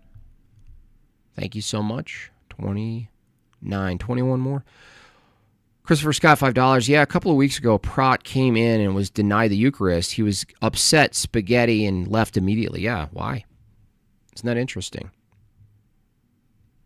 You're gatekeeping. Well, that, by the way, you're not gatekeeping, because you're not being restricted of knowledge or anything.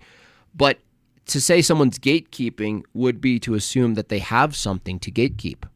If it's all just symbols, they're not gatekeeping anything. I mean, you can go to Target right now and do the Eucharist, right? You could have drive-through Eucharists, Protestants. What are you talking about? If the Eucharist isn't the true body, you could do a drive-through Eucharist, from your view. There's no problem. That would be hilarious, by the way. Gosh, I'm on skit fire right now. I got to write all these down. Grampires is brilliant. I like that one too. It's just visually funny. Just like old people reaching out for people they can't actually catch up to. Yeah, I was watching. It was just so funny. Some of the like special effects are so silly on Twilight, and keep in mind it's like 20 plus years old at this point. But like even early on, like what is it, Robert Pattinson or whatever his name is, carries Kristen Stewart on his back, and they do like these turbo piggyback rides through the woods. It looks so insanely dumb. Megan and I were just giggling. We were outright laughing. We're like, this is actually a choice. They actually made a choice to do this high-speed piggyback racing in the wilderness. What the heck? Okay. Let's get into it. Here we go. Here we go. Here we go. All right. This is like so old that it's in the shape of a square. as opposed to the standard shape of movies. So we'll open this up to theater mode. That's probably good. Right there. Let's see how weird this is from Dustin. Did I miss any more prot drivel? Anything else I need to talk about in the chat here quick?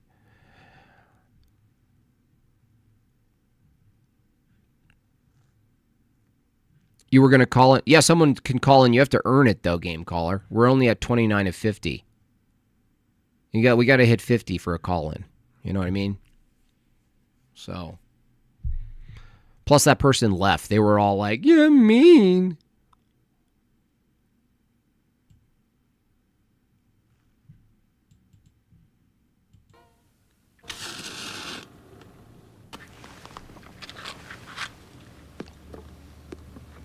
This is the OG Sixth Sense.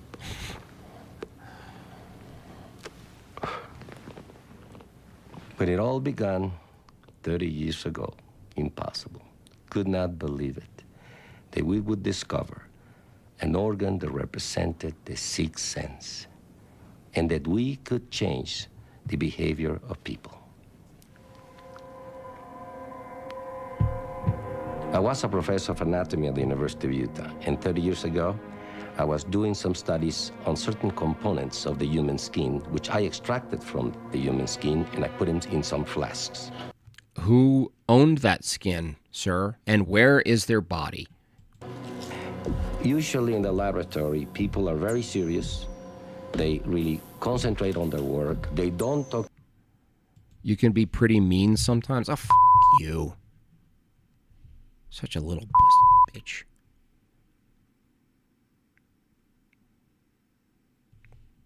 It's like, grow the up, you weakling. Talk to each other too much. One day I noticed that the behavior of the people working in the laboratory changed. Whose turn is it anyhow? No, it's not my turn. Their mood changed. You can play They were bridge. more friendly, more chatty. They wanted to relate to each other more, and which was This very is unusual. hilarious. What a cool game. On other days, I noticed that the people went back to their old serious way of behavior.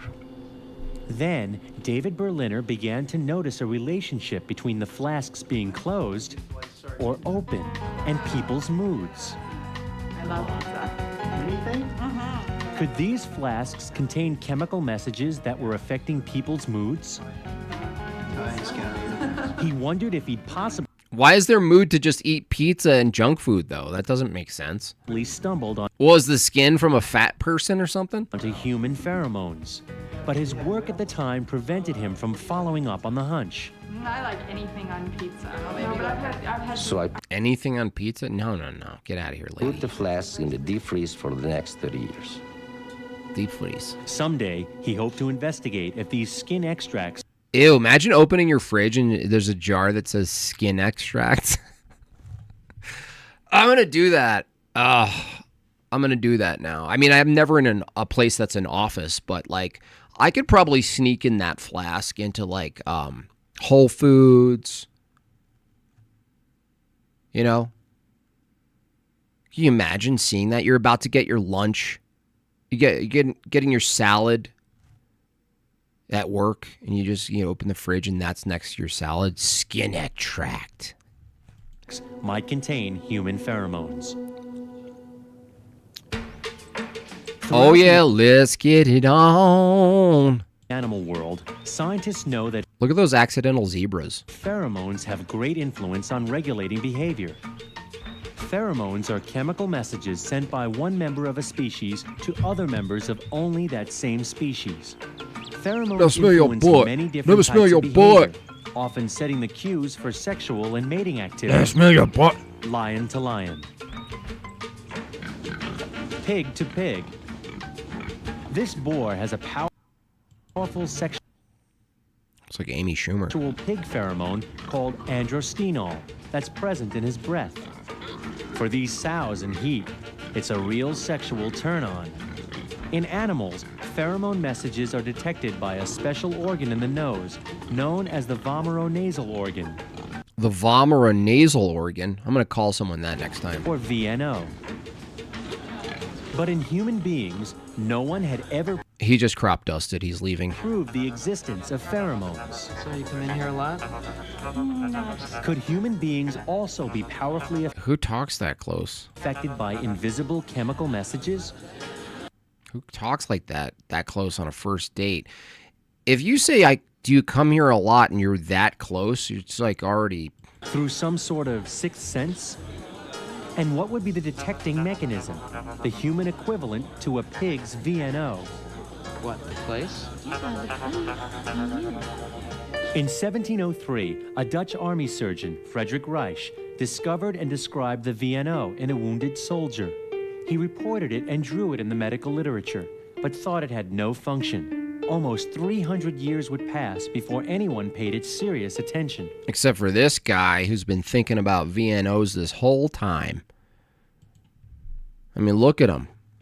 He's getting pheromones from that cigar. JB, $5. I'll never understand the Scamunian impulse to just bypass catechism, baptism, general, normative. Well, it's just authority, you know. Someone like Scam wants to be the teacher, the guy everyone goes to, the one with the knowledge, and it's just, to me, it's all just like pride, honestly. That's what it is. By 1989, David Berliner was still puzzling over the odorless He just smoked skin extract. human skin extracts he'd isolated 30 years earlier, He's the guy who made this cigar out of skin extract. wondering if they might contain human pheromones. He turned to a colleague for advice. I asked Dr. Larry Stancis, a University of Utah neuroanatomist, for help. I told David that we What a fugal slang. would first have to find something to receive the pheromones, something equivalent to the animal VNO. Here you go. My colleagues began to peer up the noses of hundreds of human subjects. And they saw the Karunka. They saw the big scary Karunka monster. I'm getting one of those. And to our Meg Bob, that's what I want for Christmas. I want this tool for Christmas. amazement, they found VNOs in all of them. There they are. There it is, right there. The VNO is located I'm gonna find my VNO immediately. in the Fill it with fried chicken smell. lower part of the nose. It's completely separate from the olfactory nerves higher up in the nose, which Whoa, are that's crazy. Dude, that's nuts. Now, forget the liver for a second, you know, because I always use the liver because it's like, you know, it's super accessible. People generally know what the hell's going on. Filters, toxins, pretty simple. You know, alcoholism. This is different. Look at this. This, by the way, from the evolutionary view, accidental. Accidental. responsible for our usual sense of smell. Next, we set up to see if the VNO was a functional organ. So we took out the 30-year-old skin extract. Ew, bro. Gross.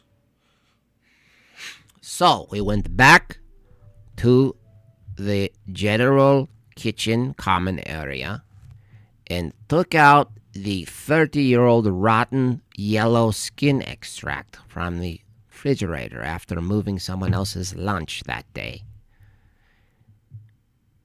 Talk about pheromones. When I opened that sucker, oh my goodness, I just about had 10 babies immediately. Extracts from the freezer.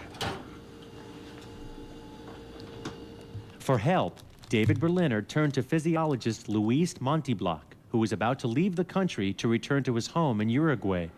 Berliner begged him to stay to find any sign that the VNO might be a responsive, working organ. I didn't think we'd find a thing, but David persisted, and finally I agreed to stay and search for 6 months. Oi. Montiblanc designed a Oi. Cool it with the anti-Semitic remarks. device that could deliver minute amounts of different substances as small as a few molecules directly to just the VNO. If the VNO responded, this device could measure electrical impulses at the point of contact. Different substances were tested in experiments to see if the VNO would produce a response. Is anyone else listening to this on speaker in their bathroom finding their VNO? I think it's on the inside of your bridge nose or whatever here, right here. I'm probably picking my VNO all the time. I'm going to tell my kids that when I catch them picking their nose. Don't mess with your VNO, kid. You're going to find a bad husband if you keep doing that. You want a bad husband? Don't mess with your VNO. When we exposed the vomeronasal organ to a placebo, there wasn't any response. When we exposed the vomeronasal organ to a scent, there wasn't any response. To a scent? But when we exposed the nasal organ to the smell of old balls from the gym, when we expose the vomeronasal organ to the pheromone compounds, AKA balls. Sorry to be kind of gross, but it's just too funny to not say. I'm sorry. Why all the extra medical equipment? Why don't you just teabag her? Meters went off scale like the 4th of... When we teabag the patient... July, it was amazing. We were outstanding. It was me who actually did the teabagging. I'll never forget it. Change the course of medical history forever. We couldn't believe it. I got very excited to find out that there was a reaction at the local level in the VNO. But we still didn't know if it really had a reaction in the brain or in behavior. So we sought out to get a different ball sack from another person. Berliner guessed that if the suspected feel-good pheromones affected the brain, they'd create changes in the central nervous system, skin response, temperature, respiration, heart rate. They put it to the test. When a placebo was used, they like troll this guy. They're like, does that smell good and get you aroused? He's like, yes. And you're like, that was Dominique Wilson's pheromones. No! There were no central nervous system changes. When a scent was used, again, no change. But when the VNO was exposed to the feel-good pheromones, immediate brain effects took place. The feel-good pheromones of Dikembe Mutombo. Changes throughout the central nervous. You like that crotch smell, don't ya? Nervous system. Aaron, how did you feel during the last test? I felt a little bit gayer. Was that a man's scent? Or I don't feel so good now. Well, it was really relaxing, different. I suddenly felt really good. The compounds even seemed to affect emotions. I got very excited. Yeah, you did. But I wasn't prepared for what Luis had to tell me next. As we explored these brain responses to different... You know what this feels like? You guys know the director, Werner... not Werner von Braun. Werner Herzog. You know Werner Herzog? This feels like a Werner... Doesn't it feel like a Werner Herzog film? Pheromonal compounds delivered to the VNO, we found that they were sex-linked. For example... Just kidding, it was cocaine. With some compounds, only men would react. And with other compounds, only women would react. This disproves gay people. I forced him to go back to the lab and do the test again. The results were definitely sex-linked. We had species specificity, we had sexual differences, effect on the brain, effect on behavior, and therefore we had human pheromones. So for the first time, one scientific team claimed evidence right back to the bar of human pheromones. But in social situations, do human pheromones you dropped your pheromones. really shape our different reactions?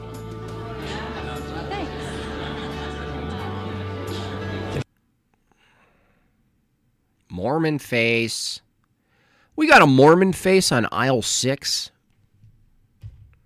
Ladies and gentlemen, we have a Mormon face on aisle 6. Mormon face, aisle 6. There's something about her. Ruh-roh. There's something about him. What a creep. What a creep? Jeez. Gosh. That was a weird turn of events. We humans have this whole system of That's the creep. chemical communication that nobody knew about. Is that an earring? Do you have an earring? Before, which means that we're talking to each other chemically in all sorts of different ways at an unconscious level. What are you doing later? I don't know. I think I'm going to get some gum for you. I was thinking of going to 7-Eleven and getting you a case of Tic Tacs. The research suggests pheromones, chemical messages, are emitted from human skin. In the nose, they trigger chemical receptors in the VNO. You farted, didn't you? Signals are sent. I don't know, but I'm about to get away from this fart I'm about to unleash on you and the public. Into the hypothalamus, which produces reactions in the body and in behavior. But how much influence do they have? Pheromones are just one of many influences that act. Where did your neck go? On the hypothalamus, which in turn is just one of many brain areas Doug Christie that are involved in determining behavior. For example, pheromones might set the mood for falling in love. What do you know about the mood of falling in love? What are you not telling us? Come on. Tell us about you falling in love. That's what I want to hear. I don't want to hear this medical stuff. I want to hear this guy's story. But many other parts of the brain would be involved in determining whether this was the person you wanted to get married to. So what do gay people smell? Poop? Enhance the mood for sexual attraction, the perfume industry offers thousands of potions. Some make use of certain animal pheromones, which carry strong scents that people find attractive, like musk, the most famous, which is from deer. People enjoy them for their wonderful smell. But is there any real hidden pheromonal... Wait, there's deer musk and perfume? The hell? Doesn't that mean you want to have sex with a deer? You're like, there's something about Cindy. Yeah, I got that too. Is that smell? Yeah, where did we smell that before? When we went hunting. Wait a second. Response? Some of the fragrances on the market have androstenedione. Deer piss. Oh my gosh, someone else sent me. Who sent me? There was like this, I don't know, it was probably like a pseudo reality show where this chick is dating an Indian guy and she finally goes to visit his family in India and they're literally burning cow shit in the kitchen before the meal. And she's like, this is disgusting. She's like, I'm like, consider myself pretty like understanding and open about cultures and traditions. She's like, this is straight up disgusting. And then you hear the guy in the background go, hey mom, should I spray the cow urine around before we sit to eat? You're racist. No. Phenol, which is one of the pig pheromones, and sometimes people have made claims that this is an aphrodisiac. Well, it is an aphrodisiac. It's an aphrodisiac in pigs. If you like pigs, by all means go to Damn, look at those VNOs. Pig farm, but otherwise stay clear. But it has no effect as an aphrodisiac in humans. In fact, no pheromonal effect in humans at all. It doesn't affect the vomeronasal organ. While a few companies have added animal pheromones, a company called Aerox has created something completely different, a new fragrance called Realm. They took the human feel-good pheromone Berliner's lab discovered and mixed it with child's blood. Synthesized and added it as an active ingredient in this product. A version for men uses the male feel-good pheromone, and the version for women uses the female feel-good pheromone. Take that, trans people. Designed to enhance the wearer's sense of well-being with no aphrodisiac claims, it's been advertised by TV infomercial. Remember when I told you that the word pheromone comes from the Greek and means literally, I carry excitement? Well, the first time you put on realm, you'll know why. Are you sure you should have went with the bad British accent, or could you have done another one, or? Because wearing realm will make you feel better about yourself. While the product... I thought my British accent was awful. is selling briskly, it's unclear if most users experience the feel-good effect the fragrance claims. Do you ever have a bad time? Make up your mind, lady. Is it Vermont or England? Meanwhile, in Salt Lake City, there's a new medical development on the horizon. All new spray boner. And for David Berliner, this dude's hogging down the cigars. This guy's got a problem. Smell of something revolutionary is in the air. Scientists at Berliner's company, Ferrin, are inventing new substances derived from human pheromones, which they call vomeroferins. Berliner has ambitious plans to develop vomeroferins as a new kind of pharmaceutical. We are going to apply to the VNO these particular pharmaceuticals that would act directly to the brain in an immediate way, which will not contaminate the body at all. If Berliner's right, someday vomeroferins may instantly stem panic attacks and nice, dude. And affect other functions of the hypothalamus. I have both of those. System. Fat away. To suppress appetite. No to kidding. affect fertility. I don't want to laugh today. Get away from me, Prot. Or stimulate sexual interest. Desire. Now I'm ready.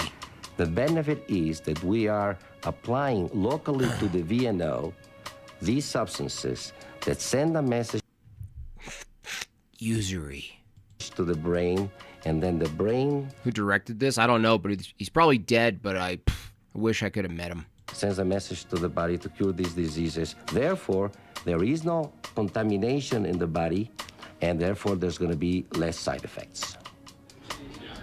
Biologists have often wondered why humans don't seem to rely on messages received through their noses in the important way that other animals do. With the discovery of human pheromones and the functioning human VNO, the mystery may be solved. Through this sixth sense, we may be a lot more dependent on the nose and chemical signals than we've ever believed. Look at that shot. That is genius. That's like an album cover. Like, I love the fisheye choice over... I mean, this guy ran with fisheye this whole time. Like, look at that. That is beauty. You know what I mean? That is a thumbnail. That's the thumbnail of today, by the way. I'm gonna... Here. Let's do this. Changing the thumbnail. Here it is. That's the thumbnail of today's stream. Nice. Well, thank you, Dustin. Yeah, Dustin, 3 of 3. W's in the chat for Dustin. He's 3 of 3 for sending me things to review. That was certainly a 10 out of 10. Poor cigar. Seriously. The guy looks like he's in a Tapusa hot tub. Peak cinematography. It's so good. Nasal lens. Nasal lens. All right, y'all. We have 50 minutes left in the goal. 17 more, y'all. Let's get a little super chat run going. Any prots still in the spots? Anybody? Oh. Tapusa galore. Yeah. For real.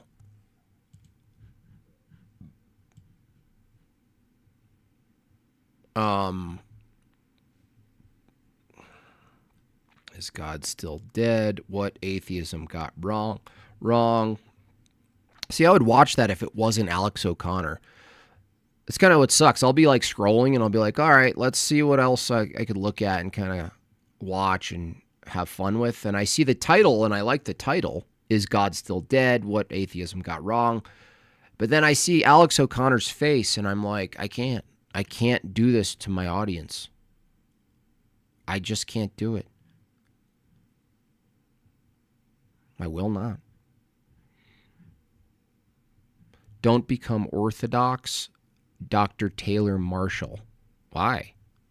Why, Doctor? Dude, the spurging has begun. I mean, this is all, by the way, this is all good news when you see stuff like this. Now, the message obviously isn't good, but this is all, when you start seeing this counter, got a lot of counter signaling.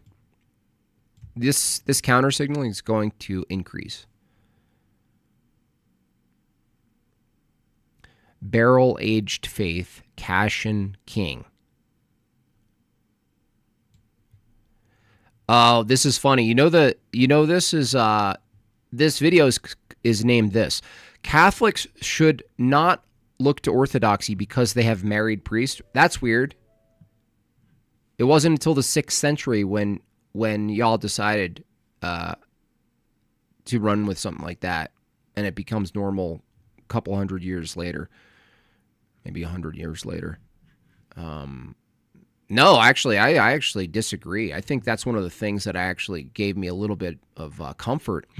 And by the way, if you pursue clergy and you're not married and you don't have children, you remain that way once you become clergy.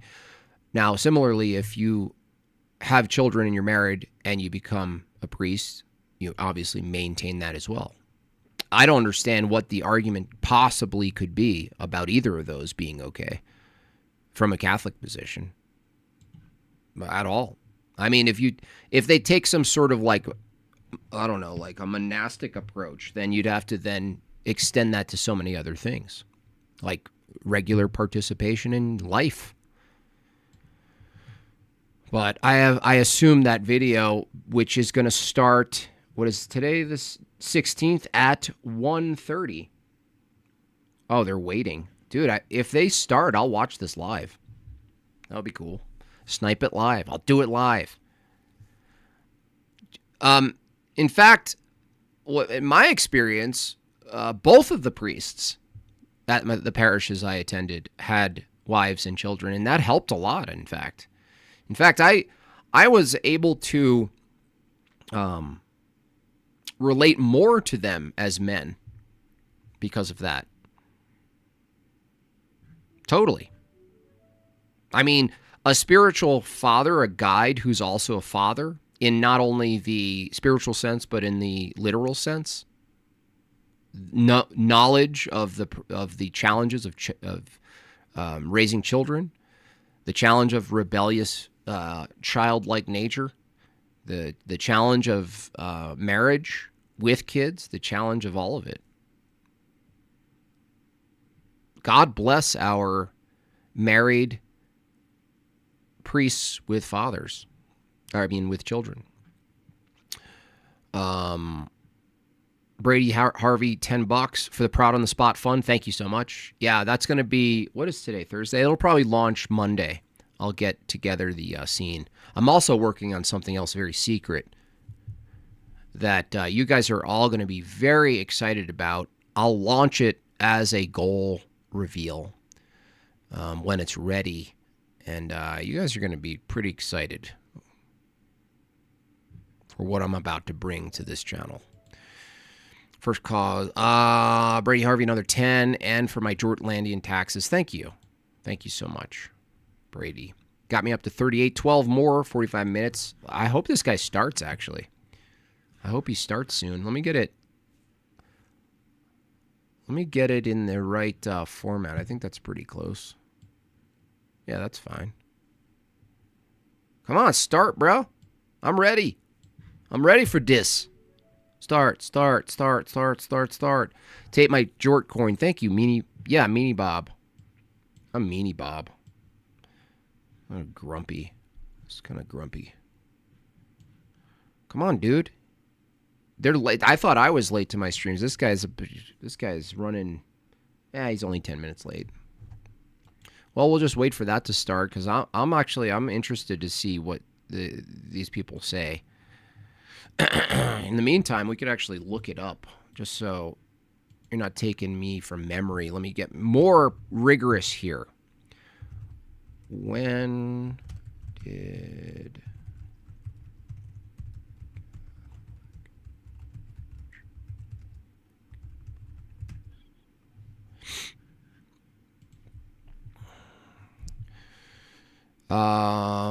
the Catholic Church made priestly celibacy mandatory in the Western Church at the Second Lateran Council in 1139.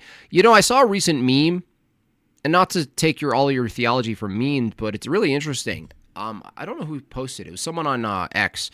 They posted orthodoxy and all of the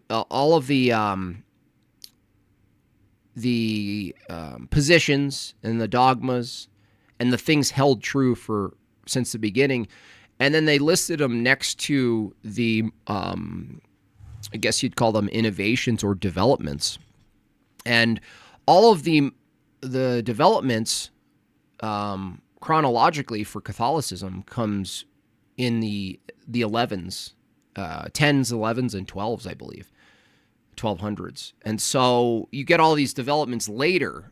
But if you were to ask, well, what does the original church teach? You would actually have to admit it was orthodox. I find that interesting. I thought it was earlier than that, but I probably misread that somewhere. I'm glad I corrected it.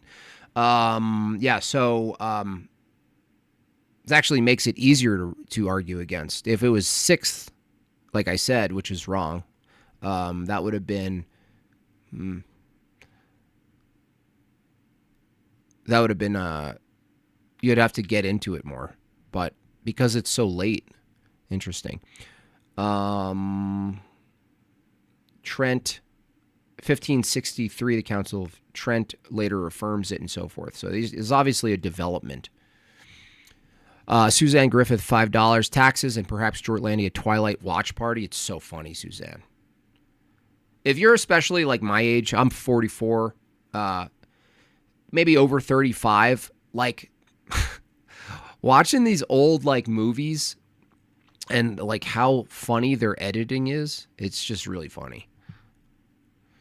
Big Bad Mama says, Jim Bob was raised in Christianity. He doesn't know anything else. No, that's actually not true. I was raised in something I actually reject, you retard. So if your argument, I was raised in Christianity, I don't know anything else, and that's why I believe it, why do I disagree with my parents' theology, you moron? You should be lobotomized by force, honestly. You're what do you call it?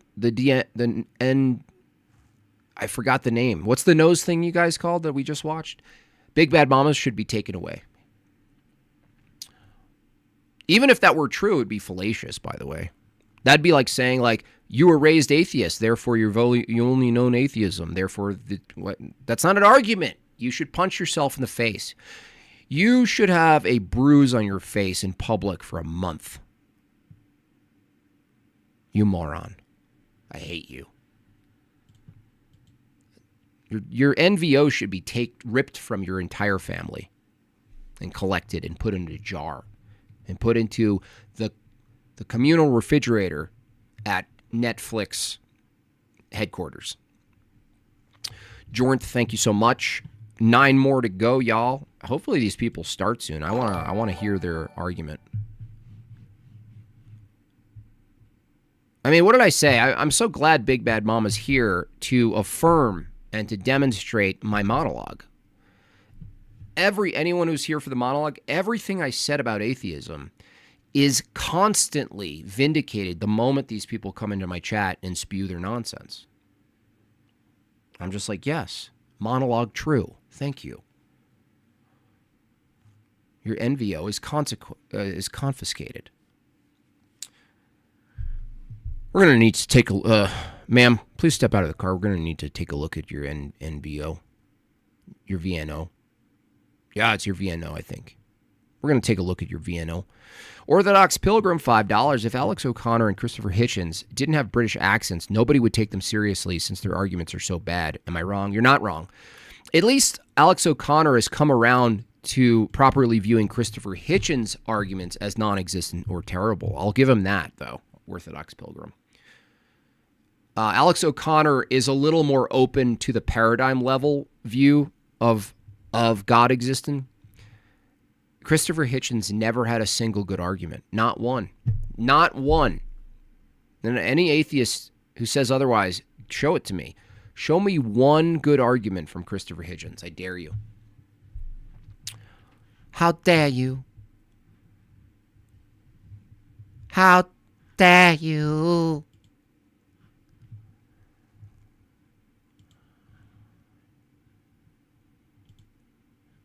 Give you guys some cool artwork. There. These are all these chatting people. These maniacs. Documented them. Look at all those NVOs. Amazing.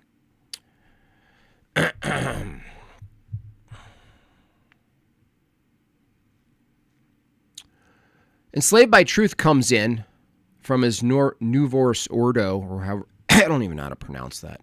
Novos Ordo? New Balance?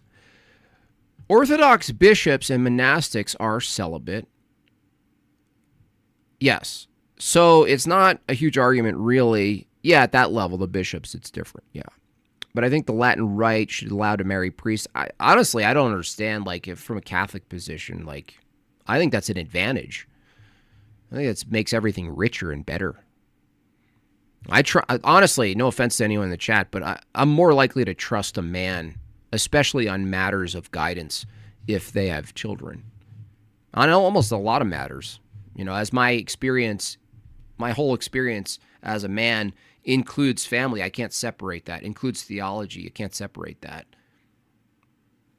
I listen to some lisping single dude who's, you're just like, I can't help but want a second opinion on this. Why'd you touch my leg? Why'd you touch my leg? Unmarried clergy protects the church financially. Yeah. That's why. I mean, that was at least one of the reasons. I don't know if that's wholly true, like the only reason, but at least from what I read, there definitely is a financial element, not just money, but land, assets. Any acquisition doesn't go to the family, it goes to the church. It's kind of a bit of a sneaky move, I think. I think that's a bit of a sneaky move. Good News of Christ says, Jim Bob, are you up for debate this stream? Yeah. I'm just seeing if this guy, what do you want to debate? Good News of Christ. By the name, I take it that you're a Bible alone guy. Not to make assumptions, but sounds like it. I don't know why. Why is this guy so late? It's almost 2 o'clock. They said their stream is, let me see the chat, what they're up to. I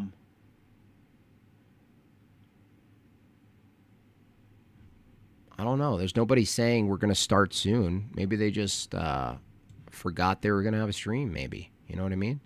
Well, we have 8 more. If we reach the 8 real quick, we have plenty of time to do it, but I'd rather reach it quicker than slower. Then we'll have Good News of Christ. Can you just tell me what it is you're trying to debate, though? So I know in advance. Row! Hey-o! Big Bad Mama still in here saying dumb stuff. They never call in either. They just need hugs in the chat. They're like, hug me. Jim Bob thinks the virgin birth and the resurrection were literal historical events. Yes, he doesn't have the rationality to interpret metaphor. No. Now you're making a claim that it's metaphorical. So that's on you now. Yeah, I affirm a virgin birth and I affirm a resurrection. And by the way, even absent theology or Christianity, there are virgin births today. They're called lesbians. Resurrection were literal. Yeah, I think even today, Big Bad Mama, there are events that would be considered a type of resurrection. Now, all we're really arguing is, what the explanation is, but even from a naturalistic view, Big Bad Mama, you big dumb retard, there are times in which people come back to life where they're otherwise considered dead for a fair amount of time. Now, I wouldn't argue naturalism. I'm just saying under your view internally, you still accept some of these things. You're just too stupid to understand that when you argue, you're arguing for a worldview. You just presuppose naturalism is true, which if you ever got one-on-one with me, I would tear you to shreds on naturalism. But you don't. You stay safe in the chat because you're a big, bad pussy. Once you get ordained, you are married to the church. Hence, you have to be married to a woman before that or else remain loyal. Yes. Thank you for your $5. Another $5 from Devin. Here's some more. Nothing to say except glory to God. Glory to God. Thank you, Devin. And 6 more will open up the Discord for someone who wants to jump on and throw jabs. Just wondering if you call into debates, those types. I let people call in for debates. Yeah. I have my own debates that I do on different channels. So that's nice. That's good.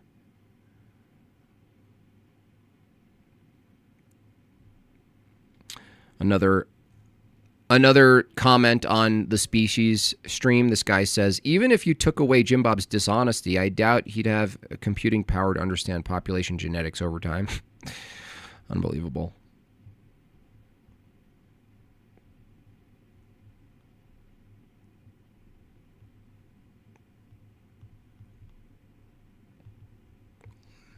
Call in, I'm live. That's what I always say. Call in, I'm live.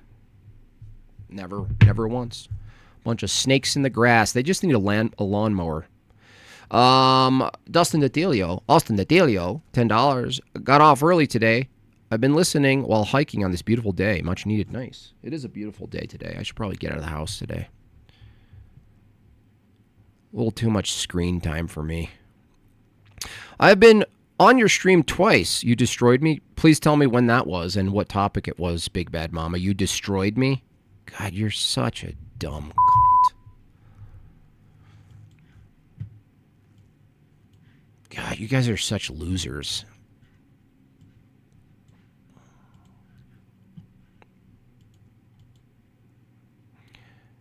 Do it again then.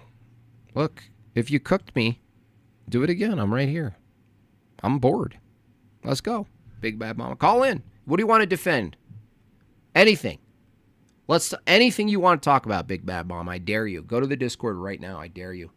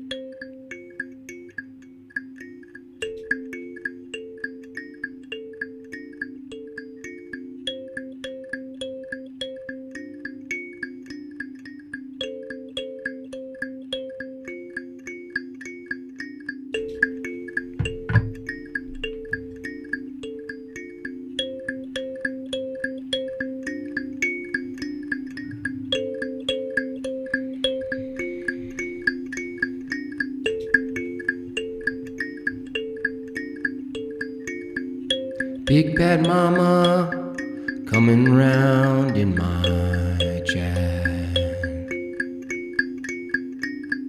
Big Bad Mama opening his fat mouth.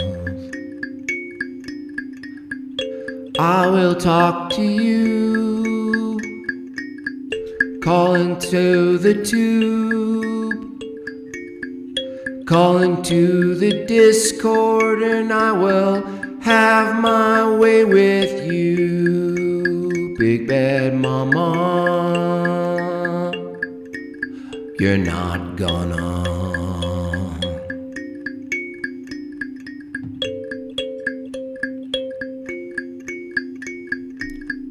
Big bad mama's a big old cowardly pig snake. He stays safe in the chat, that's what he does.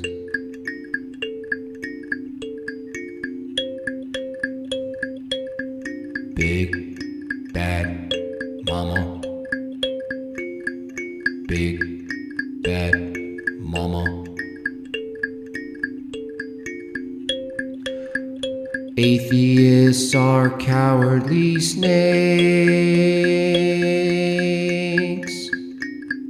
never calling in for goodness sakes.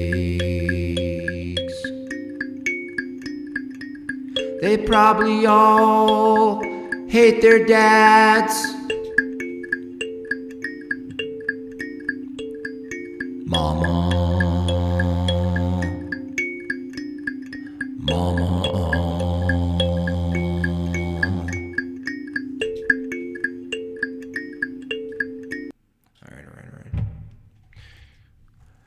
You loser. Clicker, $10. It would be pretty embarrassing to get wrecked by a ukulele player. For real. For real. They never show up, though. They just stay in the chat. They get all scared. They go back, right? Your false religion is disappearing, Leon says. The numbers say otherwise. If you're talking to me, Leon. You can call in, Leon. Dude, all the big mouths, call in. You guys are real confident in the chat with your thumbs. I will bite your thumbs off if you call in. I will eat them. I will eat your thumbs like thumb cereal.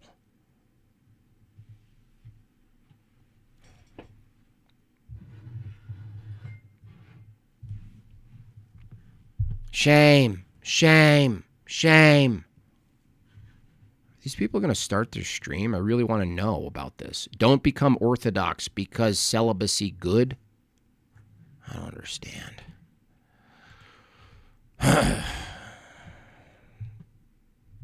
Come on, Leon. You peon.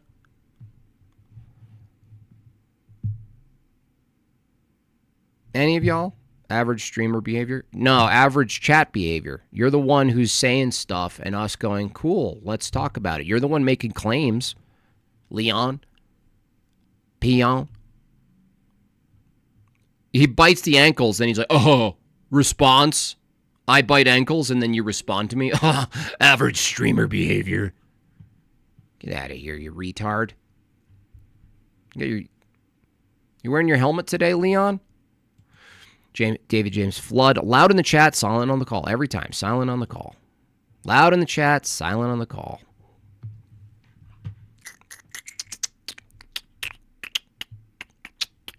Leon gets peed on. Come on, peon. Shame. Shame. Shame. You're making claims. Get that goofy language out of here. No, you just said my religion is disappearing. So I'm trying to find out what you mean by that. So instead of you staying safe with your thumbs in the chat, I'm asking you to call in. And don't you want everybody to hear what you're saying? I mean, what a good platform. You know what I mean? Don't you want nearly 500 people to hear what you're saying? I mean, who gets that chance? Good day, sir. Any chance I could trouble you to read my previous super chat? Yes, could for be an Frederica. Interesting stream topic one day. Yes, let me look at it real quick. Frederica says, where are you? Okay, thank you for that, $7. JB, good day, sir. Will there ever be a stream where you talk straight art and architecture related to philosophy? Yes, I have to prepare for that. That's a really good topic, Frederico. And that takes a little bit more research from my side. But yes, that's a great idea. That would be really great. An epic, I would actually probably do that with somebody. You know, maybe like DPH or something. That would be a really good idea.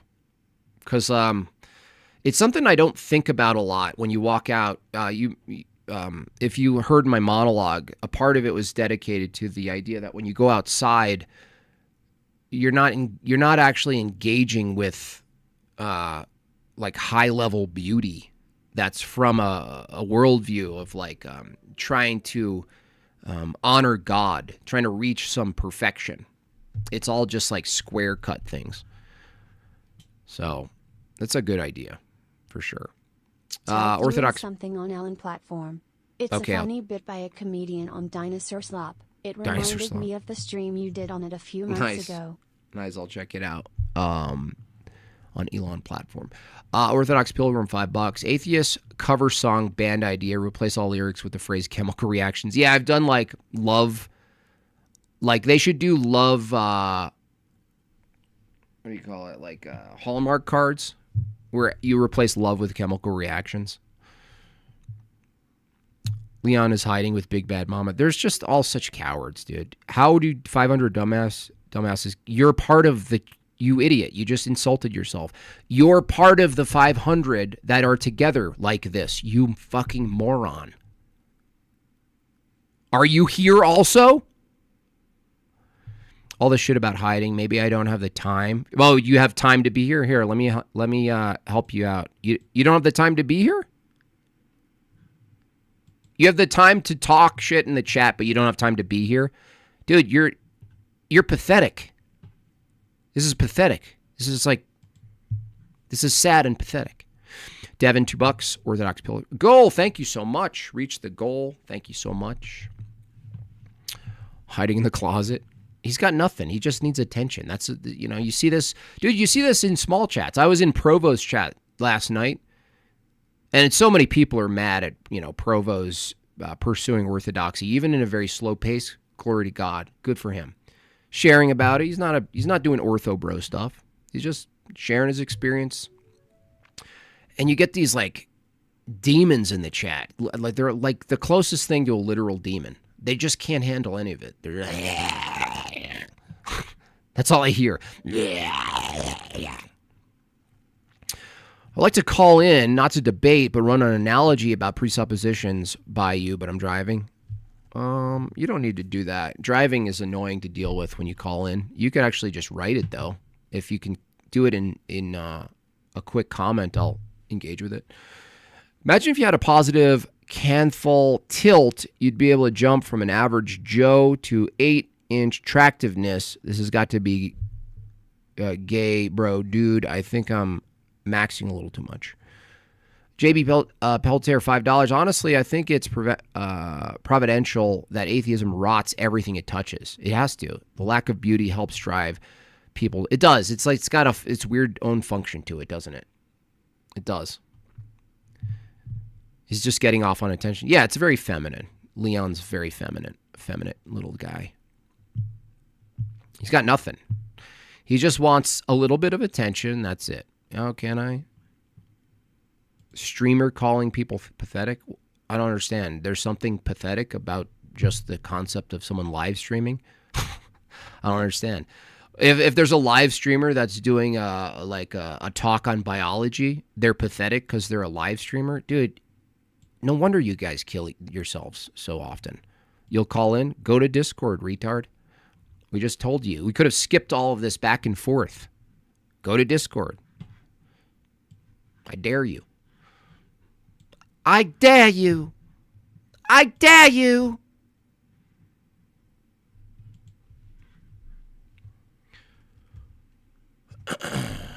Streamers are the worst. Hey, look. You can even get me to admit streaming could be super cringe and terrible. You know what I mean? Fine. What does that have to do with your view? Does that have to do with anything, bro? Nothing. Nothing. Not a damn thing, son. Son? Should I finally download Battlefield 6? Or not? Should I? Kill a Gangsta's still chilling. Kill a Gangsta's in the Discord right now. That's funny. Kill a Gangsta, the guy, the evolution guy. He's just been I think he slept there. I think Kill a Gangster slept in the Atheism Evolution Discord. Cleaner $10. James Webb telescope is better. Your hat is cool though. Oh yeah, this is the best. This hat's my favorite hat. It literally has no meat left to the brim. Look at this. There's nothing left in there.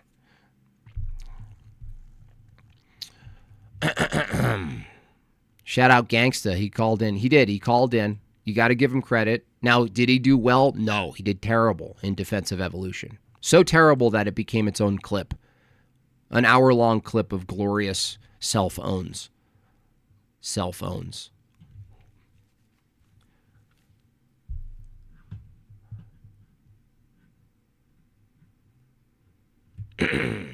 But blackwomanlove.net, he just changed his name. Kind of makes sense, doesn't it? That actually checks out. Poor guy. I was kind of relieved to find out he was only a 20-year-old. I was like, oh, whew. For some reason. Not that the standard, the standards for 20-year-olds should be leveled up, obviously, but in this day and age, it makes sense people have such perverse views about everything when they're 20. You going to clip the pheromone review? Maybe. I don't know. It probably will work if it's not monetized, I think. But probably, yeah. I will not be silenced. Yeah, call in. Call in. I don't see you in the call in. I see blackwomanlove.net, who is the gangsta guy from yesterday.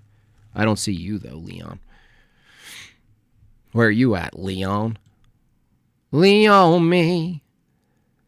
Streaming is an objectively pathetic behavior. Is it more pathetic than being in a streamer's chat, though? Like, if streaming's pathetic, what is it to be in a streamer's chat? I mean, think about that. Oof, that's got to be worse. When you're not strong, I'll be your friend. I'll make you carry on. Oh, it won't be long, but I'm gonna need somebody to lean on. Lean on me.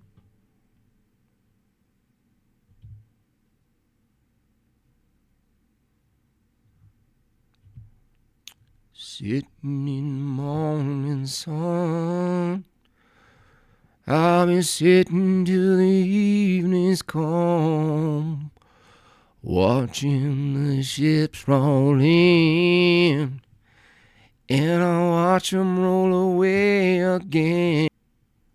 Sorry, that just comes out when I sing those songs. I just feel it. Time code. Time code, Jules.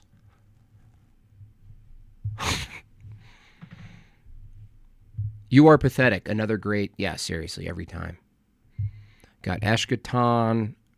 We got Kill a Gangsta. Where's the loud people, man? Where are the loud people? Mike Winger plays guitar? No.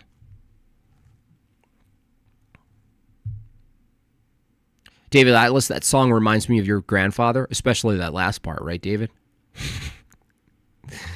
Don't get the VOD blocked. No. What I do is I put it all.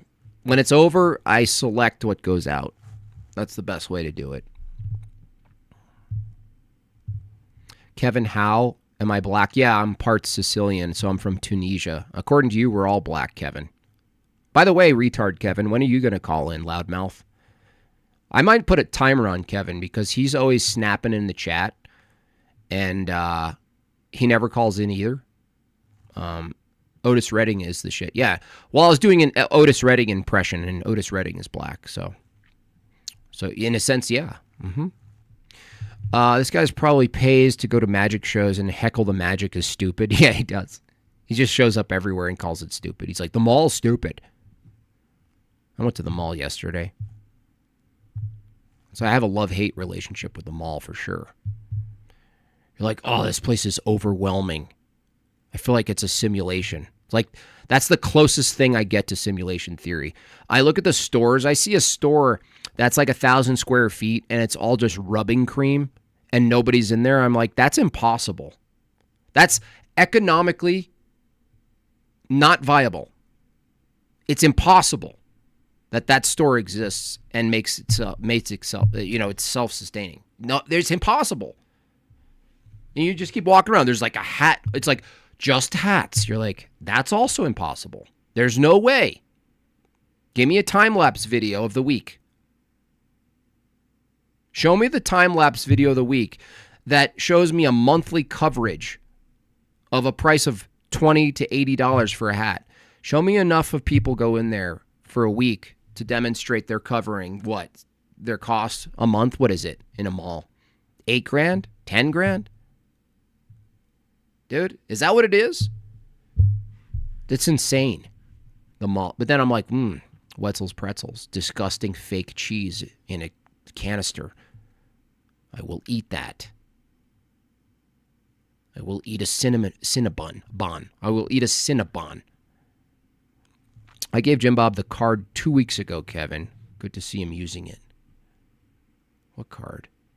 Who is Golsh? You're in the General VC? Slodge? Slodge? Slodge?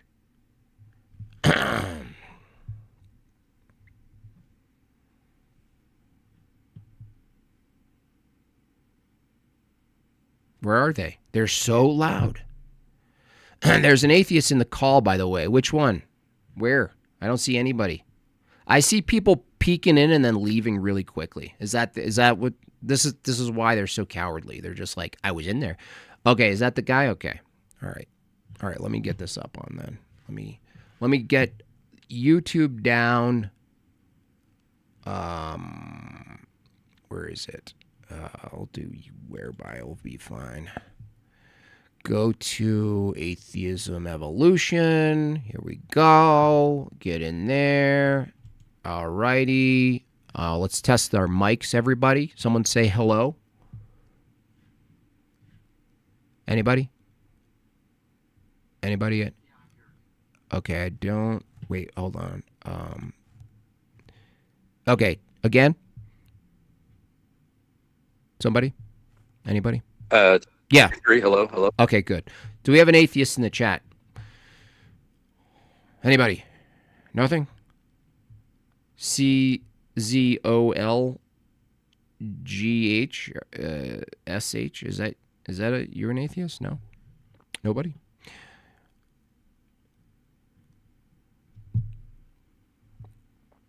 Nothing? So CZ's not responding. I'm checking to see if anybody else joined the welcome section. Okay.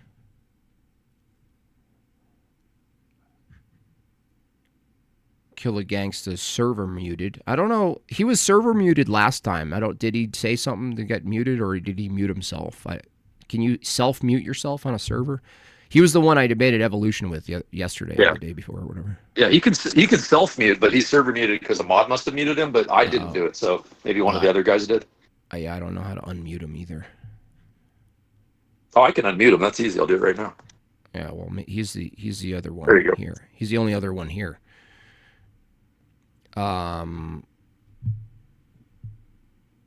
Homemaker caller. God used to show his backside to people.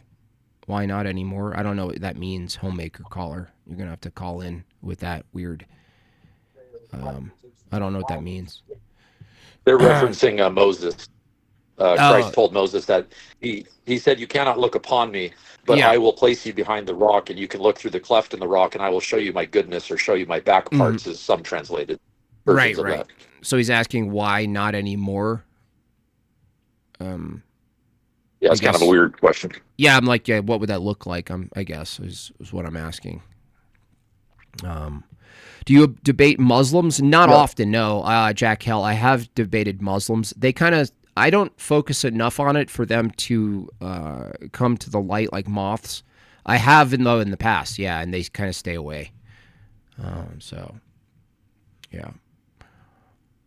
That's it? Just kill a gangster? That's the only atheist we got out of all of those loud people in the chat? That's it? Yeah, motherfucker. See what I'm saying? Kill a gangster. I'm the best atheist. You are gangster. You're the best atheist. You're the only gangster atheist here. Sure. There's other people in the chat. They said Leon was going to come in, the homemaker guy. I don't know what's going on. They're loud, and then it leaves. There's 4 new people that joined the server within the last like 20 minutes, but none of them are in the chat right now in the VC. So I don't know what's going on. Yeah. Leon, if you talk too much in the chat and you don't show up in the Discord, there's no point in listening to you in the chat. So it's like we gave you the opportunity; it was there. So take it or leave it. Swift Kilt, is there something specific you want to discuss about atheism? Well, the title of this stream and my monologue was that atheism necessarily is confusion, pure confusion. It doesn't have a standard for anything. It doesn't have a standard for truth. It's contradictory. It appeals to things it should deny. There's epistemic problems. There's metaphysical problems with atheism. The assumption, even leading out of the gates, that atheism is its own position that sits in a vacuum and it doesn't assume anything else about anything else. That's a false claim. Of course it does.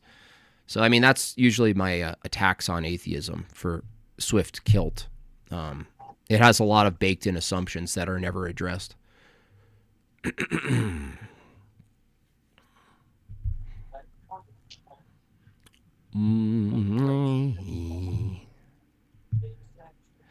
Kevin Howe, I'm sorry, Jim. What's that? Hold on a second. I'm sorry, Jim Bob. I work every day. Hold on a second. Hold on.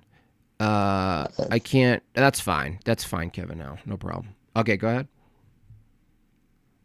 All right. If God told you to blow up a subway, would you do it? If the actual God told you to do that, how would I know it's the actual God? You believe that God can come down and say stuff to you? No, I don't take that approach. I would never assume it's God talking to me. That would be a very prideful position. So God is talking to I would assume, if I heard that in my head, I would assume it's the opposite of God, in fact. First. I would assume first that was the opposite. How did the people who God talked to know that it was him? How was the face? How did the original... well, I mean, like a theophany? Yeah, how do they know it was God talking to them and not something else? Well, if you're referring to like Moses, a theophany, I think that requires, well, there's the claim and then there's the verification of the claim. So I don't think the approach is singular instances with some sort of singular in-the-moment verification method. The way we look at Christianity is over time. And so things like prophecy, things like fulfillment is something you have to look at the worldview as a whole. And you can't look at it as like just single instances. Like, because from that view, you could get into trouble where if you just suddenly, just from a single instance, and only from that instance, you said this one instance was God, you'd have to tie it to something in time, just like everything else. And so we don't look at Christianity from singular instances like that. The question assumes all of the knowledge of God comes from what? I thought time was immaterial. What does that have to do with anything? Why does it matter if it's tied to a certain time? No, I'm saying over time. I'm saying over time, right? Yeah, okay. Like any claim, tell me one knowledge claim that doesn't requires time to unfold. Bachelors are not married. Sure. That requires time. You have to know what a bachelor is, which requires you're alive long enough to know what marriage is. That's kind of like repeating the conclusion. You're just saying, like, knowledge requires...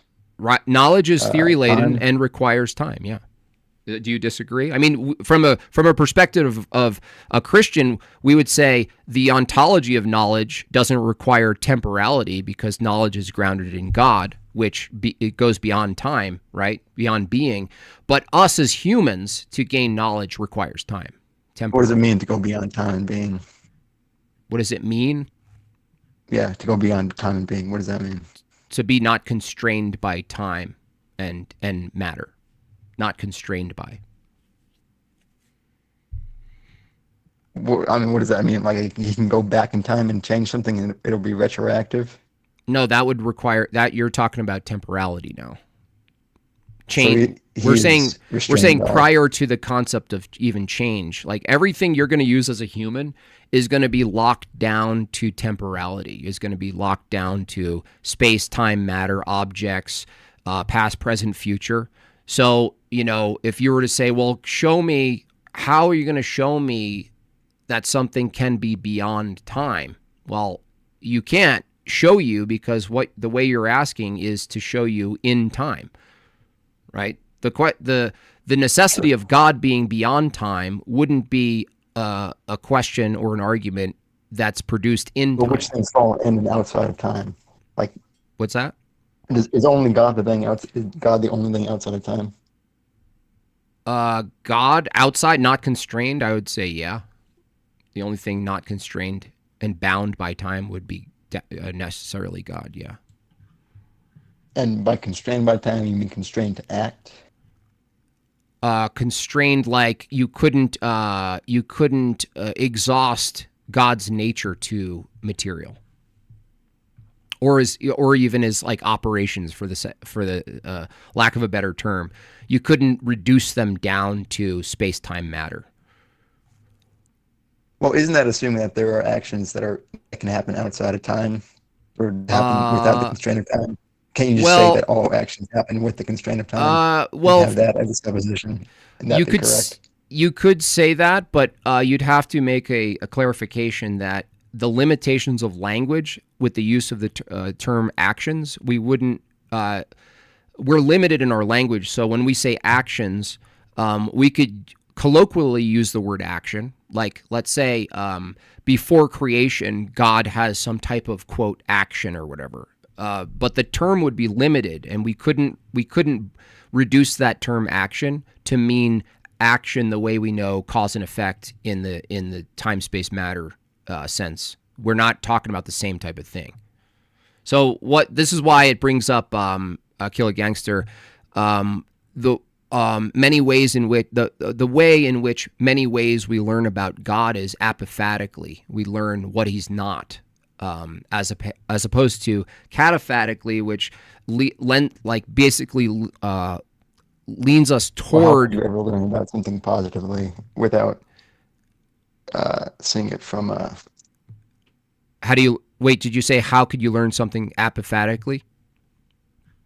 No, the other one, the cataphatically. Cataphatically, the positive. How could something not be cataphatic? Without assuming it exists beforehand. Well, the assumption that God exists. Well, we wouldn't start. Well, all assumptions, any assumption about anything, starts with an assumption that it exists. There's no way to progress in understanding unless you start with if this exists, then this. So, like for instance, truth. Like, if you were to use your critique against truth itself, right? How would you go about using your critique about the existence of truth? Well, I'd ask, what is truth? You would ask what, right? Just like Pontius Pilate did, right? What is truth? That's based on what you define. What? No. I want to show you something here. Why is it you would ask what is truth and not who is truth? Because who is usually just people. No, I know. That doesn't tell me the distinction, though. Like just humans. No, I understand, but why is it you would assume, because your question actually assumes something. The fact that you said, what is truth? The fact that you chose the word what already shows that you have a set of assumptions even before you ask the question. The fact that you chose what is truth. It's a lack of an assumption. If I said who is truth, then I'd be assuming truth is a person. You're assuming just as you're assuming just as much. To say what is just another thing, right? Who in your view is just another version of a. Hold on, Kill a Gangster. Let me ask. Yeah, I know. So why is it you don't say who if under your worldview who is also a what? There's no difference. Why don't you ask who is truth? Who is a limited category of what? Yeah, why don't you ask who is truth then? Why is it a what? Because what does not fall in truth does not fall into the category of who. How do you know that? Because it's not a person walking around. How do you know that? That's the assertion, Kill a Gangster. I'm asking you, how do you know what you're saying? You're saying truth isn't a person. Dude, stick with me. You just said truth just stop. Truth isn't a person. I said that's a claim, right? That requires some knowledge, right? So how do you know truth is not a person? Well, now I'm saying it based off of my definition of truth. What is it? Which is, I guess, the collection of all correct correct. Correct. And how do you do? Doesn't the set of correct statements assume the thing you're trying to prove? Like something has to be true before you collect true. Hold on a second. Listen. Something has to be true before you're able to collect as a process true statements. There has to be, for instance, Kill Gangster, there has to be a true way to collect true statements, right?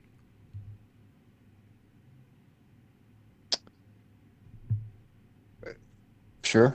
Okay, so now you have a necessary methodology before you collect statements. So therefore, a collection of statements can't be the truth because you now have a methodology that precedes you gaining those collections of propositions. So something... Well, talking about gaining the collection, that's different than... No, there has to be... No. Okay, let me get this straight. Okay, let me get this straight. You're going to assess and collect truth statements and call the collection of all true statements the truth, right? Collectively, higher case, the truth. But you're going to say that the method... Hold on. But you're going to say the method... dude. But you're going to say the methodology in which you process and collect those don't have to be true. True, I mean... True methodology. Accurate, valid methodology has to be in place before collect truth claims. Accurate to what? Okay, therefore, accurate to reality. Therefore, yes, therefore, the collection... So truth, what's wrong with that? Why would... Kill a gangster, one thing at a time. Therefore, the collection of true statements can't be the wholeness of truth. The wholeness of truth? Define the wholeness of truth? Dude, when I said what is truth... You said, what is truth? And I said, answer it for yourself. And you said, truth is the collection of all true statements. And I said, well, if the collection of all true statements is the truth, you need a methodology to decide. Correct statements. I said all correct statements. All correct statements is the truth. It doesn't get you out of the problem. If the truth... you change it to true. I'm not trying to define this with itself. Correct. What's the difference between correct and true now? Correct means... corresponding to reality. Does that mean it's true that it corresponds to reality? That what does? If you say the correct statement? Dude, yeah. Is when you say a correct statement about reality, if you say it correctly, is it then called true, a true statement about reality? If you say a correct statement about reality. Yes, because now this is part of truth, the collection of all. Yeah, that's my point. Now you're back to your first claim. So if you're saying the true capital truth is the collection of all correct and true statements, that's what you're calling the truth. Correct statements. You just admitted that correct statements, to know they're correct, is to say they're truth. Dude, you just admitted that correct statements means synonymous with true statements. No, I didn't. Yes, you did. Yeah, you did. No, you misinterpreted then. Okay. No, what is a correct statement if it's not a true statement then? A statement which corresponds with reality. Yo, to say a statement corresponds to reality, are you saying the statement is not true? No, I'm saying the elements of that statement. Give me one statement that corresponds to reality. That hill is over there. The hill is over there. To know that it corresponds to reality is to say it's true that there's a hill over there, right?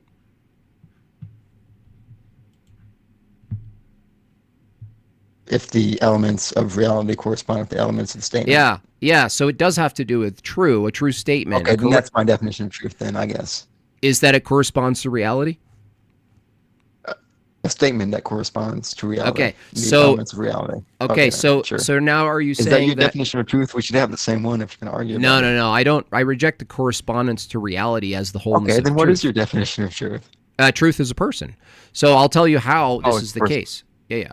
So this is the case. It's not the definition. Hold on. Is truth conceptual? It's a property of It's a- sentences, or yes. It's Hold a on, concept of Swift. statements. I can't yeah. have two people. I'll let you talk in a sec if you want, Swift. So if truth is conceptual, it's not reduced. It's a language concept. Okay, language It's a concept. concept All of right. language of statements. Okay, and what's the ontology of concepts? What ontology? The way in which they exist. How do concepts exist? In what way do they exist? Physical impulses cause them to correspond to things in reality. So you're talking about a brain, an impulse in the brain, or what? What are we talking about here? A physical event. Is a concept a physical event? I mean, like it's caused by one. But okay, so a concept is an effect of. Okay, one claim at a time. If a concept is the effect of claims. Jude, if a concept is the effect of question all right. assumption. Okay, I'm going to mute you. I'll go to Swifter. I'll just go to Swifter. Okay. Okay. Just mute him. Swifter, I'm going to talk to you because it's going to be easier. Fair enough. Go ahead. I don't know if you're going to hold his same view, so I'll start over with you, okay? Oh, no. I mean, I don't want to argue about truth, correctness, and truth. That's kind of boring, quite frankly. I'm not sure why. Are you an atheist? Yeah, I'm an atheist. I was just wondering, you said that atheism implies a bunch of other things? Yes. Except just the belief in not God? Yep. And one of those things apparently leads to confusion, so I guess I wasn't here for your speech on that, and give me a quick rundown of what your argument is there. Okay. So would you say atheism is a proposition about God's existence? It's a belief statement, so sure. It's the belief that God doesn't exist. Okay. And was there a set of necessary conditions for you to come to a position that God doesn't exist? Necessary conditions. Mm-hmm. Does anything have to be the case before you as a person come to the conclusion or the position that God doesn't exist? Other than my existence, yeah, there's a lot of things that would have to be the case for me to come to any conclusion. Yeah, and so for any conclusion, including atheism, there's a set of things that have to be the case. So when I say atheism as a position or a conclusion, it doesn't pop up from the ether or emerge from a vacuum. It's actually informed by a whole slew of other assumptions about reality and truth and metaphysics. So that's what I'm saying. Yeah, go ahead. Do you agree? Well, it could be, but he's saying, yeah, that's fine, but that doesn't, the same set, to make any sort of assumption or make any statement, have any belief that would be the same set of things leading to the ability to have beliefs. Yeah, that's right. That's why to me, the only important question is which worldview can actually give an account of all of the set of necessary things that you need. And I think that's a fair question to ask someone's worldview. Like, could we agree on listing some of these things, Swift? Sure. Go ahead. Well, do you agree that before you come to a conclusion about God existing or not existing, or any other proposition, like you said, do you agree that you have to assume that you have a mind, that there's an external world? You have to assume the laws of thought, meaning, language, perhaps mathematics, a past, present, future, information. That's enough to start, at least. Do you agree that those are all have to be some assumptions? I wouldn't call the self or the external world assumptions. Really? Those are just experienced. But oh, wait. Hold on. Experienced. So now you're introducing the senses, right? No. Oh, how do you experience the external world if it's not through the senses, then? Doesn't matter. The fact you have any experience at all means there's an external world. Well, no. Experience what? That's what's in question. Doesn't matter. There is an experience. Therefore, there's an external world. You're actually just being ambiguous about what experience means now. It doesn't matter in this case. Why not? I'm asking you what an experience means. You made the claim that you have an experience. I'm asking you, how do you determine the experience? What is that? Well, you're asking how do I determine things about the experience. I'm talking about the fact there is an experience at all. How is there a threshold breaker between the two from your view? Well, there's details about the experience that we collect through things like our senses, and there's the fact that there is an experience happening in the first place. Okay, give me an experience that you're having. Give me one example of one of those experiences then. Any example I give you would be limited by language, so I can't communicate the experience of existing. I assume you have it.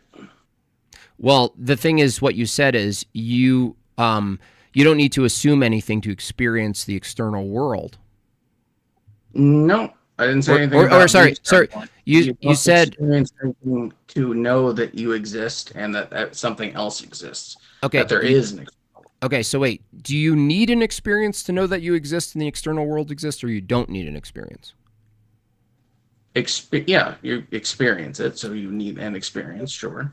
Okay, so if it's the case you need an experience to know the external world exists and that you are distinct but in the world, but you're distinct from the external world, then what I'm asking for is what's the distinction from your view between the experience and the evaluation of the sense data? The evaluation of the sense data is information about the experience. The experience existing in the first place is what allows me to know that I exist and an external world exists. Okay, is there a difference? Okay, is there a difference between sense data and the evaluation of sense data? Yes.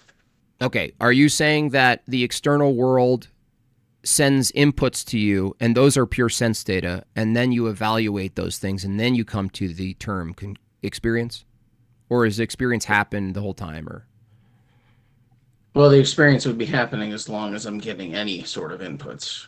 Okay. So at least we can track back to atheism as a proposition, as a position. Any position requires a bunch of necessary things that are assumed before you come to a conclusion, right? And so one assumption we disagree with, you assume the external world. I say you assume the external world. You say, no, I don't assume it. I experience it. I'm saying you're assuming your experience. Yeah. I mean, you can. That's a misunderstanding of the difference between what you're experiencing and the fact you're experiencing. But sure. Okay. Okay. At least we agree that there's an assumption that comes before any of these conclusions, whether it's about God or anything else. And so, what we ask is, well, if there is a necessary set of things, conditions, and assumptions that precede us coming to conclusions, then the question becomes, well, what justifies that whole set of things? Is that a fair question? What justifies the set of necessary preconditions? I'm not sure what a necessary precondition is an odd phrase, but are you just talking about what grounds reality? Yeah, for instance, for you to have any experience, the world needs to operate a certain way. Sure, properties must exist. Sure. Okay, so the world, the external world needs to operate a certain way that's consistent, but we don't have a justification that it maintains its consistency, right? You don't have a justification that it maintains its consistency. Like there's no reason why it should or will in the future, that tomorrow will be like today and even today was like yesterday. There's no reason that it will be. We just kind of assume it will be, and we, a lot of times we hope that it will be, right? I mean, are you talking about just like general functions of the universe, like the properties of matter changing on a way?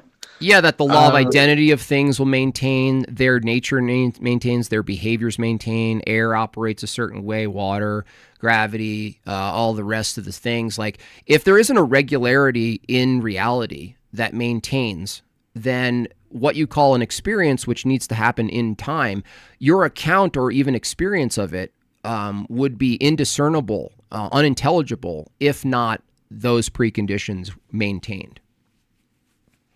Sure, things wouldn't. If things weren't intelligible, they would be unintelligible. That's kind of a tautology, but okay. Not necessarily, because for a human being, there could be a type of regularity in nature that occurs that's unintelligible to humans, right? But still is regular.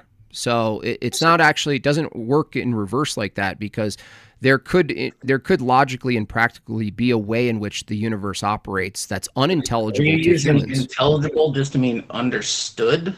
Yeah, understood. You could operate with it in a meaningful way, that you can engage with it in a meaningful way over time. When you say intelligible, you mean, to me, that means able to be understood. For something to be unintelligible, it means it can never be understood by anything. So if you just mean humans understand it to be intelligible, okay. Well, that's what's in question, is like, if it's possible for a reality to exist logically that humans just couldn't understand, but here we are in it. That's possible under your view, right? No. It's not possible for, okay, is there a type of animal that doesn't understand the intelligibility of the universe? Is there a type of animal that doesn't? Is there any organism that doesn't understand that the universe is actually intelligible? Don't think that would be possible under the definition of life, since everything would have some sort of teleology, which Hold on. requires. This is good. This is good. Is there a difference between reaction to stimuli and evaluation of the reaction to stimuli? Well, are you making a distinction between understanding and intelligibility again? I'm making a distinction between understanding and strictly reacting. Okay, so you're using intelligible to mean understanding, so like a mental process of understanding. In that case, there would be animals that didn't see anything as intelligible because they don't have the mental processes that we would describe as understanding. Okay, good. So now we have an additional precondition specifically peculiar to humans. When we get into, well, we're doing metaphysics, we're going to talk about the world in a meaningful way, the concept of an external world, reality, us as people, the mind, etc., right? Knowledge, truth, logic, all of this has a peculiarity to humans. But you, by your own admission, animals who are mostly in a, from our knowledge, in a mostly a strict reaction to stimuli process. They're not doing philosophy to the best of our knowledge, right? Sure, animals lack understanding of things because they don't have the mental at least don't appear to have the mental processes that lead us to understand. Right. So this is where it gets interesting, is that how does your view, I take it you're an atheist, how would your view distinguish, what's the threshold, what's the symmetry breaker between animals out there in the world, whether small scale or large scale like a pig or anything else? What's the symmetry breaker between those animals and humans, such that humans have this capacity to engage in metaphysics? What's the physical difference? I wouldn't say there's a physical difference. There's a mental difference. Yeah, but mental, under your view, wouldn't it reduce to brain? No. What would it reduce down to then? The mind? Is the mind physical? No, the mind. Oh, okay. The mind is not. Shut up. The mind is not a physical object. Why are you telling me to shut up? Not you, Killa. Oh, sorry. Is Killa talking? I muted him. Yeah, he's talking about. I'm sorry. You might just have the first minute. Killa. If you're a physicalist, that's fine. But I'm not a physicalist. So okay, good. You're not a physicalist. That's good. I actually think that's better of a view. So yeah, then that's the question. That becomes the interesting pursuit now, because would you admit that even if you reject physicalism, which you have really good reason to probably, does that still necessitate a type of ontology for the immaterial? In this case, mind. But I would add other things in there, Swift, and tell me if you agree with me. Things like information or knowledge, meaning, these things aren't also reduced to just like a physical thing that we can hold, right? Sure. Okay. So anything that's a problem. Life, meaning, thought, mind. Yeah. There's a whole lot of things that I wouldn't classify as physical. Okay, so then is it fair to say there's only two options that we know of, is concrete physical material and abstract and conceptual? Is there a third option I don't know of? I wouldn't say abstract and conceptual things exist. I would say there are physical, concrete objects, and there are processes that happen. Okay, so then I'm not sure I would describe a concept as an abstract. Oh, what else would it be if it's defined as abstract? A process isn't, not a concept, sorry, a process. I wouldn't describe a process. So life isn't a physical thing. It's also not a concept. It's a process. So I would usually split between those two things. Okay, so but I then wouldn't say anything conceptual actually exists either. Okay, so we would say, when you say actual, you're saying materially, right? I'm saying in the world outside of processes. Okay, so what way does a concept exist if it's not physical, a process, or physical, a material? I'm not saying it. You're using the word actual. I'm just asking you to remove the word actual for a second and just consider the word exists just broadly exists. Sure. If you say concepts exist but not actually exist, what I'm asking you is, in what way do they exist? They're part of communication. Communication would also be in the immaterial folder. It wouldn't be like a physical apple. Yeah. Communication is a process. That's true. It's not physical. The concepts in communication don't actually exist themselves. Right. So how do so that's what I'm asking is, I know we both agree they don't physically exist actually, if actually means concretely. But I'm asking you to refer to them. In what way do they exist that we're referring to them? The concept? Yeah, in what way do they exist such that we can refer to them? In communication. Well, communication also, you just said, exists not materially. So communication would also be in the same question. In what way does communication exist if it's not materially? What way does it exist? Communication is a process. A process. Is that metaphysical or is that concrete? Is that immaterial? Is process a concept or an actual? Because I'm communicating it to you, the communication I'm using in process. Processes are actual things. Okay. So let's do it more. Let's use communication.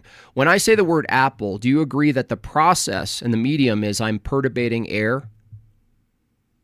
That's the physical part, sure. That's the process, right? Of the air in a certain sound pattern reaching your eardrum, and it's getting transferred to meaning, right? But we agree the apple is not identical to the air perturbating, right? Correct. That's the distinction I'm making. The air perturbating, that whole thing you're talking about, things reaching my eardrum, that sort of thing, that's physical. Okay. There is a non-physical process going on, which is communication, which is you attempting to transfer meaning to me via communication. And then there are concepts you are using in that communication to attempt to trigger that information. Okay, great. We agree. So when you say there are concepts, you're making an ontological claim, right? That's more of a convenience for communication. I'm not sure I would ever describe a concept as ontologically real. Wait, I didn't say real. I said, when you say there are concepts, are you not making a statement of existence? There are concepts. Should probably put that better then, because I don't think they actually exist. That's a difficult thing to say, though. Okay, does truth exist? No. Truth is it true? Okay, is it true that truth doesn't exist? No. So is it true that truth exists? True that truth exists. So truth is a property of sentences, so truth wouldn't exist. No. Is truth a property of all sentences? No. Propositions specifically. Okay, well, now you're in the kill a gangster arena here. Does something necessarily need to be true before you make sentences? No. So how do you determine the property of sentences are true, that truth is a property of sentences, and you're saying that nothing needs to be true before you make sentences? Of course something needs to be true before you make sentences. For instance, it needs to be true that the reference that you're using the concepts for exist. that the words have meaning such they can be transferred and made intelligible by someone who's listening to the sentence. You're assuming a whole lot when you make a sentence. Honestly, you're appealing to universal things. You're appealing to particular things. You're appealing to language and knowledge of language, the meaning of words, symbols of words, sounds of words. So for you to say nothing needs to be true before you make a sentence is confusing. I should use the word confusing. Sure. I mean, if that confuses you, you're using language in a odd way. Well, you just said that nothing is required to be the case true before you make a sentence. Do you need to know how to make a sentence? Not necessarily. You don't need to know how to know what you mean when you make a sentence, right? For it to have meaning, right? Maybe I'll be more clear. You didn't say anything about meaning. You just said make sense. What is a sentence without meaning? What is it referring to? Could just be sounds. Is that a sentence? Are all sound sentences? Hold on, Swift. Are all sound sentences? Not necessarily, no. Then that's a contradiction. No, a sentence could just be sounds. I didn't say a sentence can't be sounds. I said, are all sounds sentences? No, I never said that or anything. Okay. So what I asked you is, in order to make a sentence distinct from sounds, what needs to be the case? I say meaning needs to be. You need to have a true account of what you mean by the sounds to make a sentence. If it's true that not all sounds are sentences, but all sentences are sounds, the distinction, the thing that separates sounds from sentences, is meaning.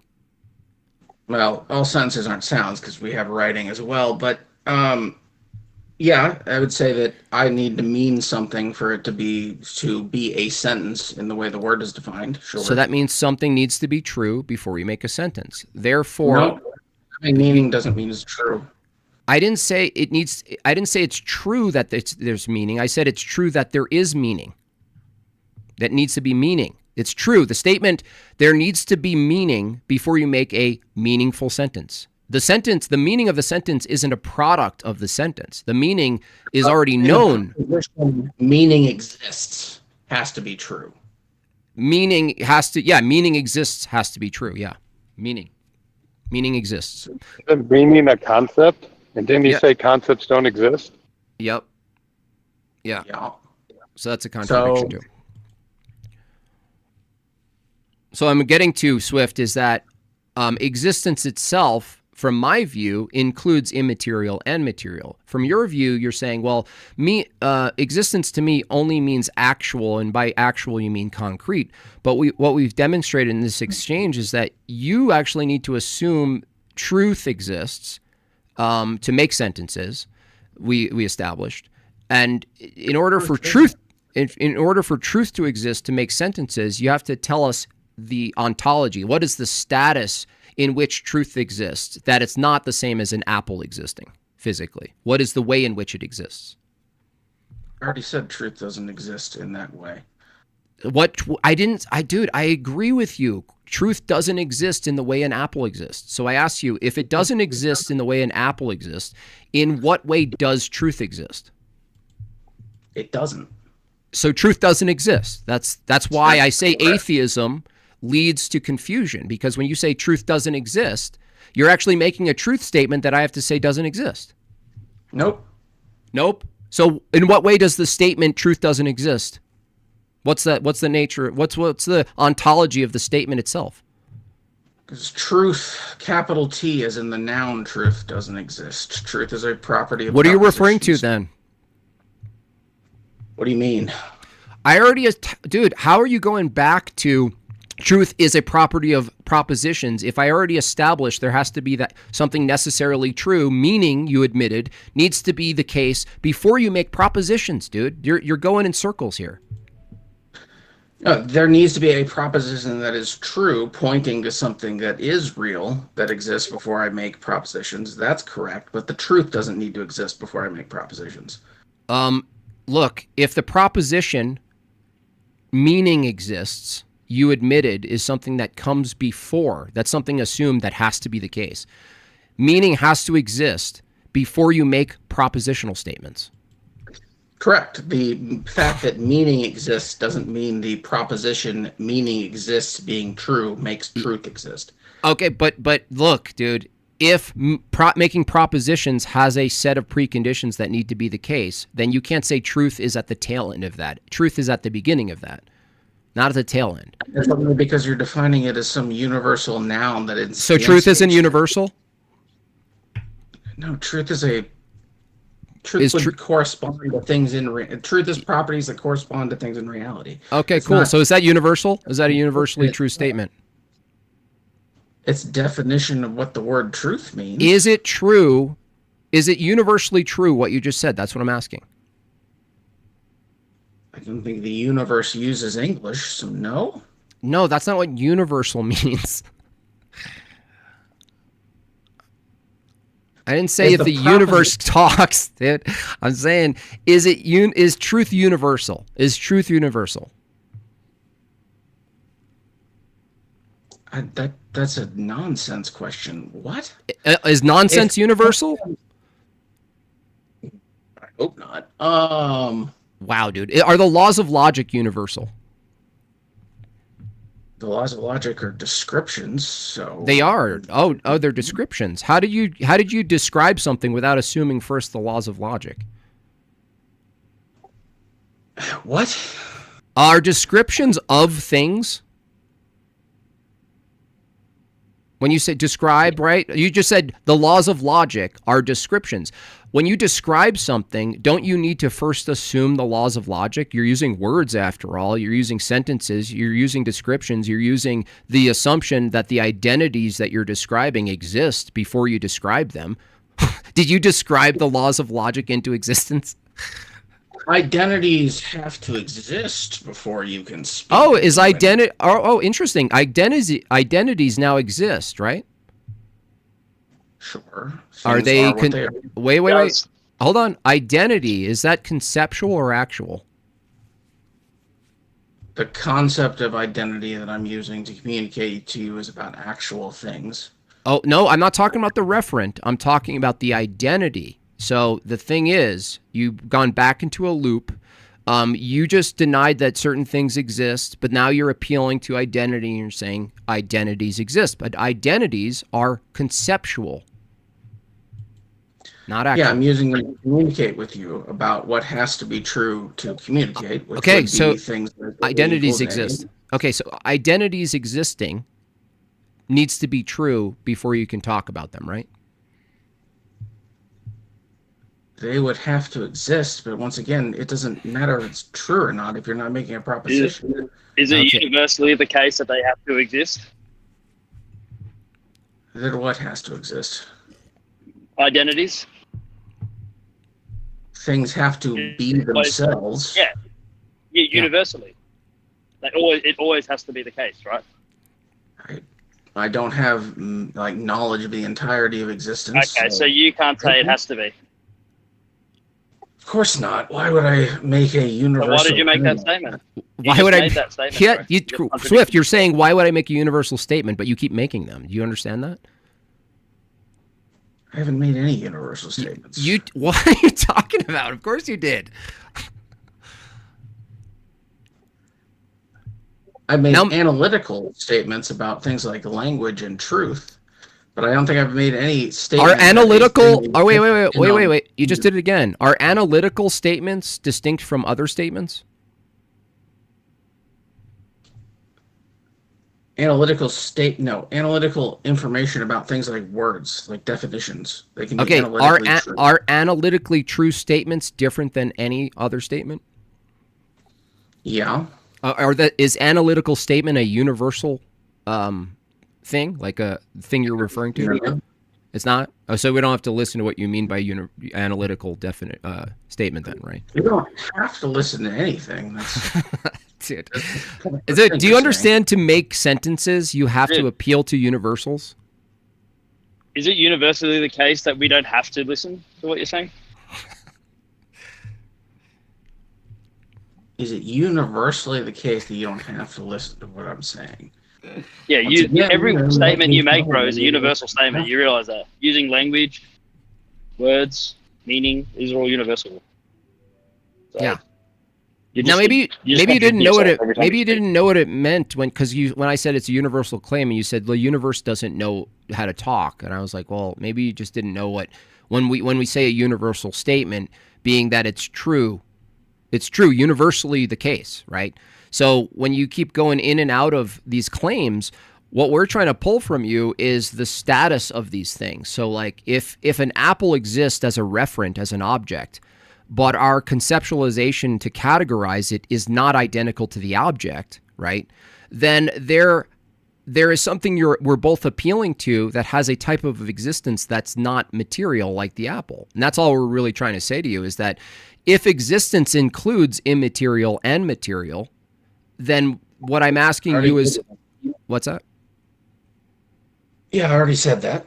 Okay, so if we agree that existence itself includes things we refer to that are immaterial and material, the question I have for you is, in what way does the immaterial exist? What is its ontology? Knowing that the ontology of the particular apple is material. It's a material thing that physically takes up space.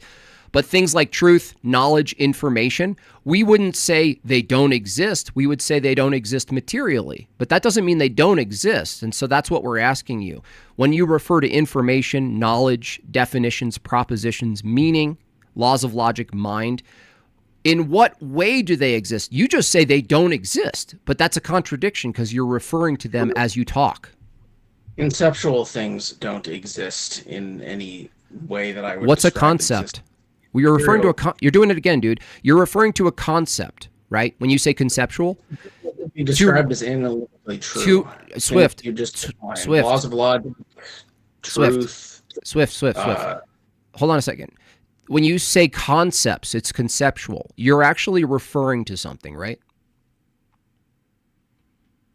No, I'm communicating with you. Do concepts exist? No. Okay. So how are you talking if concepts don't exist? I'm pushing air out, making sounds that you understand. We already agreed that sounds aren't identical to concepts. The same sounds. Hold on, Swift. The same sounds. I could start a little island, Swift, and teach everyone that the word apple means oyster.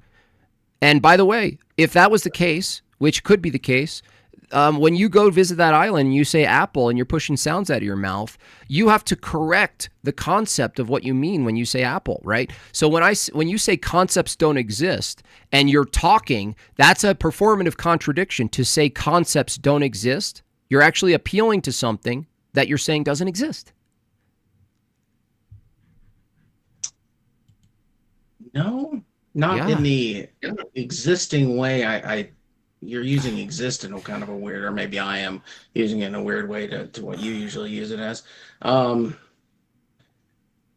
process of communication exists. The physical actions that push the words out exist, but the concepts don't actually exist.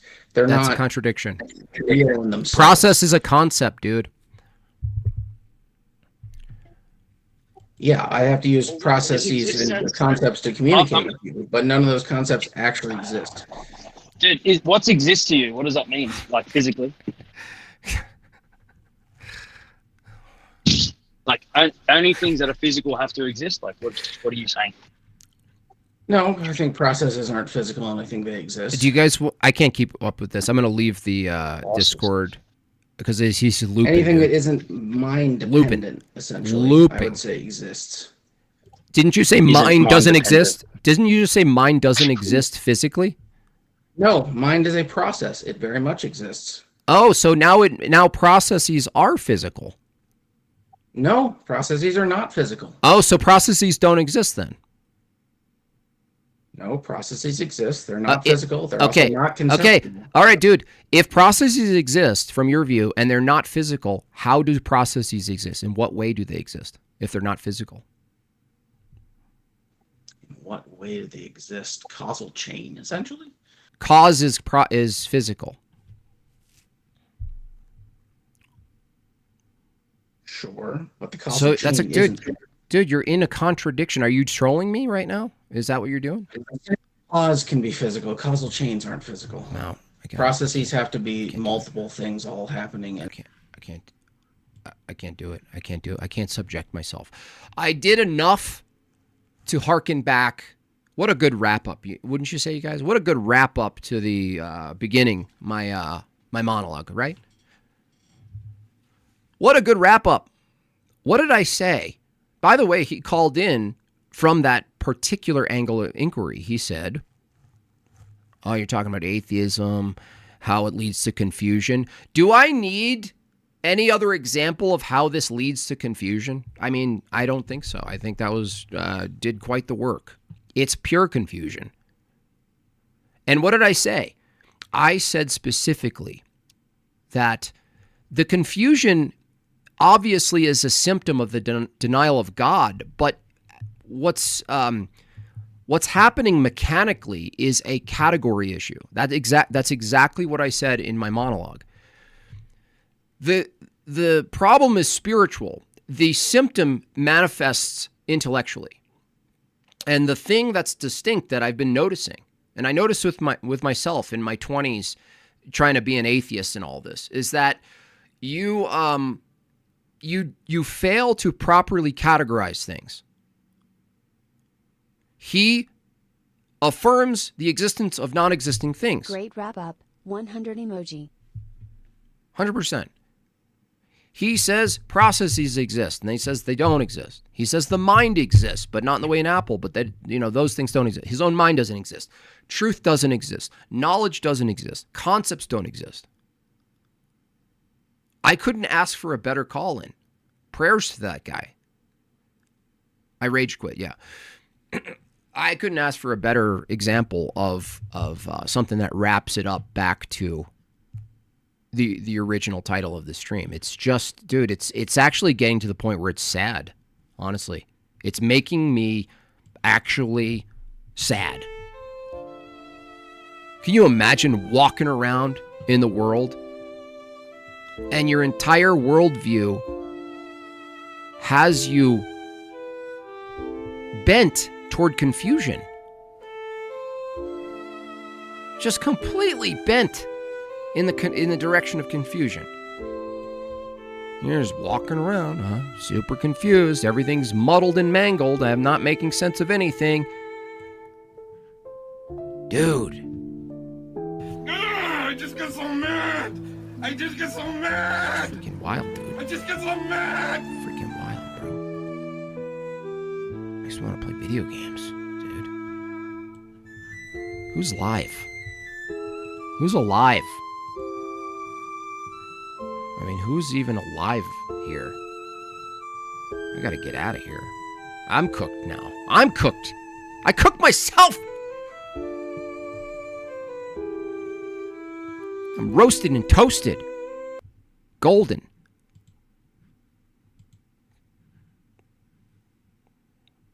Unbelievable. I'm so disturbed. Land O'Lakes, $10. Thank you. I've been agnostic most of my life. You walking the atheist through that conversation was actually walking me to realize God 100% exists as a direct relationship to humans. Thank you. Thank you, Lando. Thank you for saying that. W's in the chat for Land O'Lakes. Now, Land O'Lakes, you got to pursue it, though. So you got to get yourself into divine liturgy. Otherwise, it's all fruitless. Okay? I had to run, dude. I ran. I rage quit. I rage quit. Now, God bless those who just stayed in the chat with him. You know what I mean? Good for you. I couldn't do it anymore, but good for you guys. I thank you. Appreciate you. Anyway. All right. What do we got, guys? Who's live? Tell me who you guys like. Who do you even like in the world? Wow, dude. Wow. I'm just blown away. At least the one thing I'm happy about is that he came in going, well, how does this lead to confusion? I mean, what? Yeah, exactly. That's what I'm saying. Let's say we got evolution, deep time. from Standing for Truth. You guys want to learn more about evolution? Crystal Strange. He's probably doing some strange things over there. Weird mustache man. What else? I think that's it. I think I had a good stream in there. Let me make sure I didn't miss super chats as I was talking to that guy. For those of you who donated to Jortlandia, thank you so much. Another way of participating, by the way, if you would like to. Comics. Yes, I make books. They look like this. You may have seen them. Sloppy drawn, thick lines, crude, but right to the point. So if you like comics, you like this kind of philosophy, if you'd like to see it reduced into comic form, a really good way to support is go to madebyjimbob.com right after this stream. Get yourself or your friend one of the volumes. There's a deal on all three. Comes in a package. You'll love it. It's a good thing to have around your house, in your bathroom, or a good gift. Get it while it's here, even for Christmas. There's a deal there. So I'm going to be pushing these leading up to Christmas, obviously. If you're wondering, where's volume 1 and 2? Well, they sold out. They completely sold out, so you can't get them anymore. And that's how it's going to be. Thank you, Land O'Lakes, again for that. Jortlandia, 26 months. Wow. Great wrap-up, he says. Thank you so much. Mark says, get Battlefield. Let's get some Orthothug squad together. That would be fun. I think I'm going to do it. $5 from Mark Komoski. Truth is the superset of all propositions whose truth state is defined by their correspondence with reality. Yeah, that's a statement, right, Mark? I would say, just the way I said it to the other guy, if you said truth is a superset of all propositions, the problem, Mark, with that view, which I talked about, is you can't come to propositions or utter them without a bunch of other things being true. So my argument is that truth precedes propositions. Propositions don't produce truth. My view is reasonable and coherent. The view that truth is a product of propositions is unreasonable. Why? As I said, laws of logic need to be in place. The world needs to operate a certain way. You need to assume a mind. You need to assume language, meaning, truth, math, statements, the fact that you even know what a proposition is. Those all have to be true things, things that exist in a particular way before you load up the cart with propositions and try to put them in the right basket. The problem with the Enlightenment, dummy Enlightenment people, not only did they craft a horrific worldview for our nation, they actually developed a philosophical plateau. And the philosophical plateau is we don't need to justify these things. They just are. They're self-evident, brah. And this is where you get. This is what you get when you get self-evident people. You just grant yourself everything leading up to the proposition. Shamunian doesn't allow raids, Mark, unfortunately. But I also don't send people his way because he advocates against orthodoxy. So Shamoon can go himself. He's a motherless dog. Your mother is a... I forgot his phrases. Abby Zong, $10 for the Jort tax. Good luck on the debate, no one says, for $2. Thank you. Next week is a debate. $20. I knew this was going to be a good stream. Reckham JB. Thank you, Schweitz. Appreciate you. Another James Barger with a work visa. Nice. Get to work, James. Clicker, another $5. This guy probably pays to go to Magic. Oh, yeah, okay. I think we're caught up now. All right. With that said...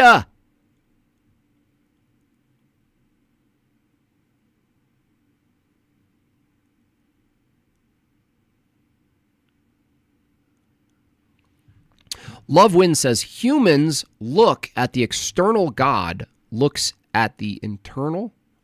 What may surprise Christians is how Christ will reject many Christians while accepting many people that have an issue. Well, that might be the case. That is a little bit outside Love Win's of of my comfort zone for making soteriological claims. I think that takes quite a big bit of assumption, of knowledge of God's judgment to say that. It could be the case.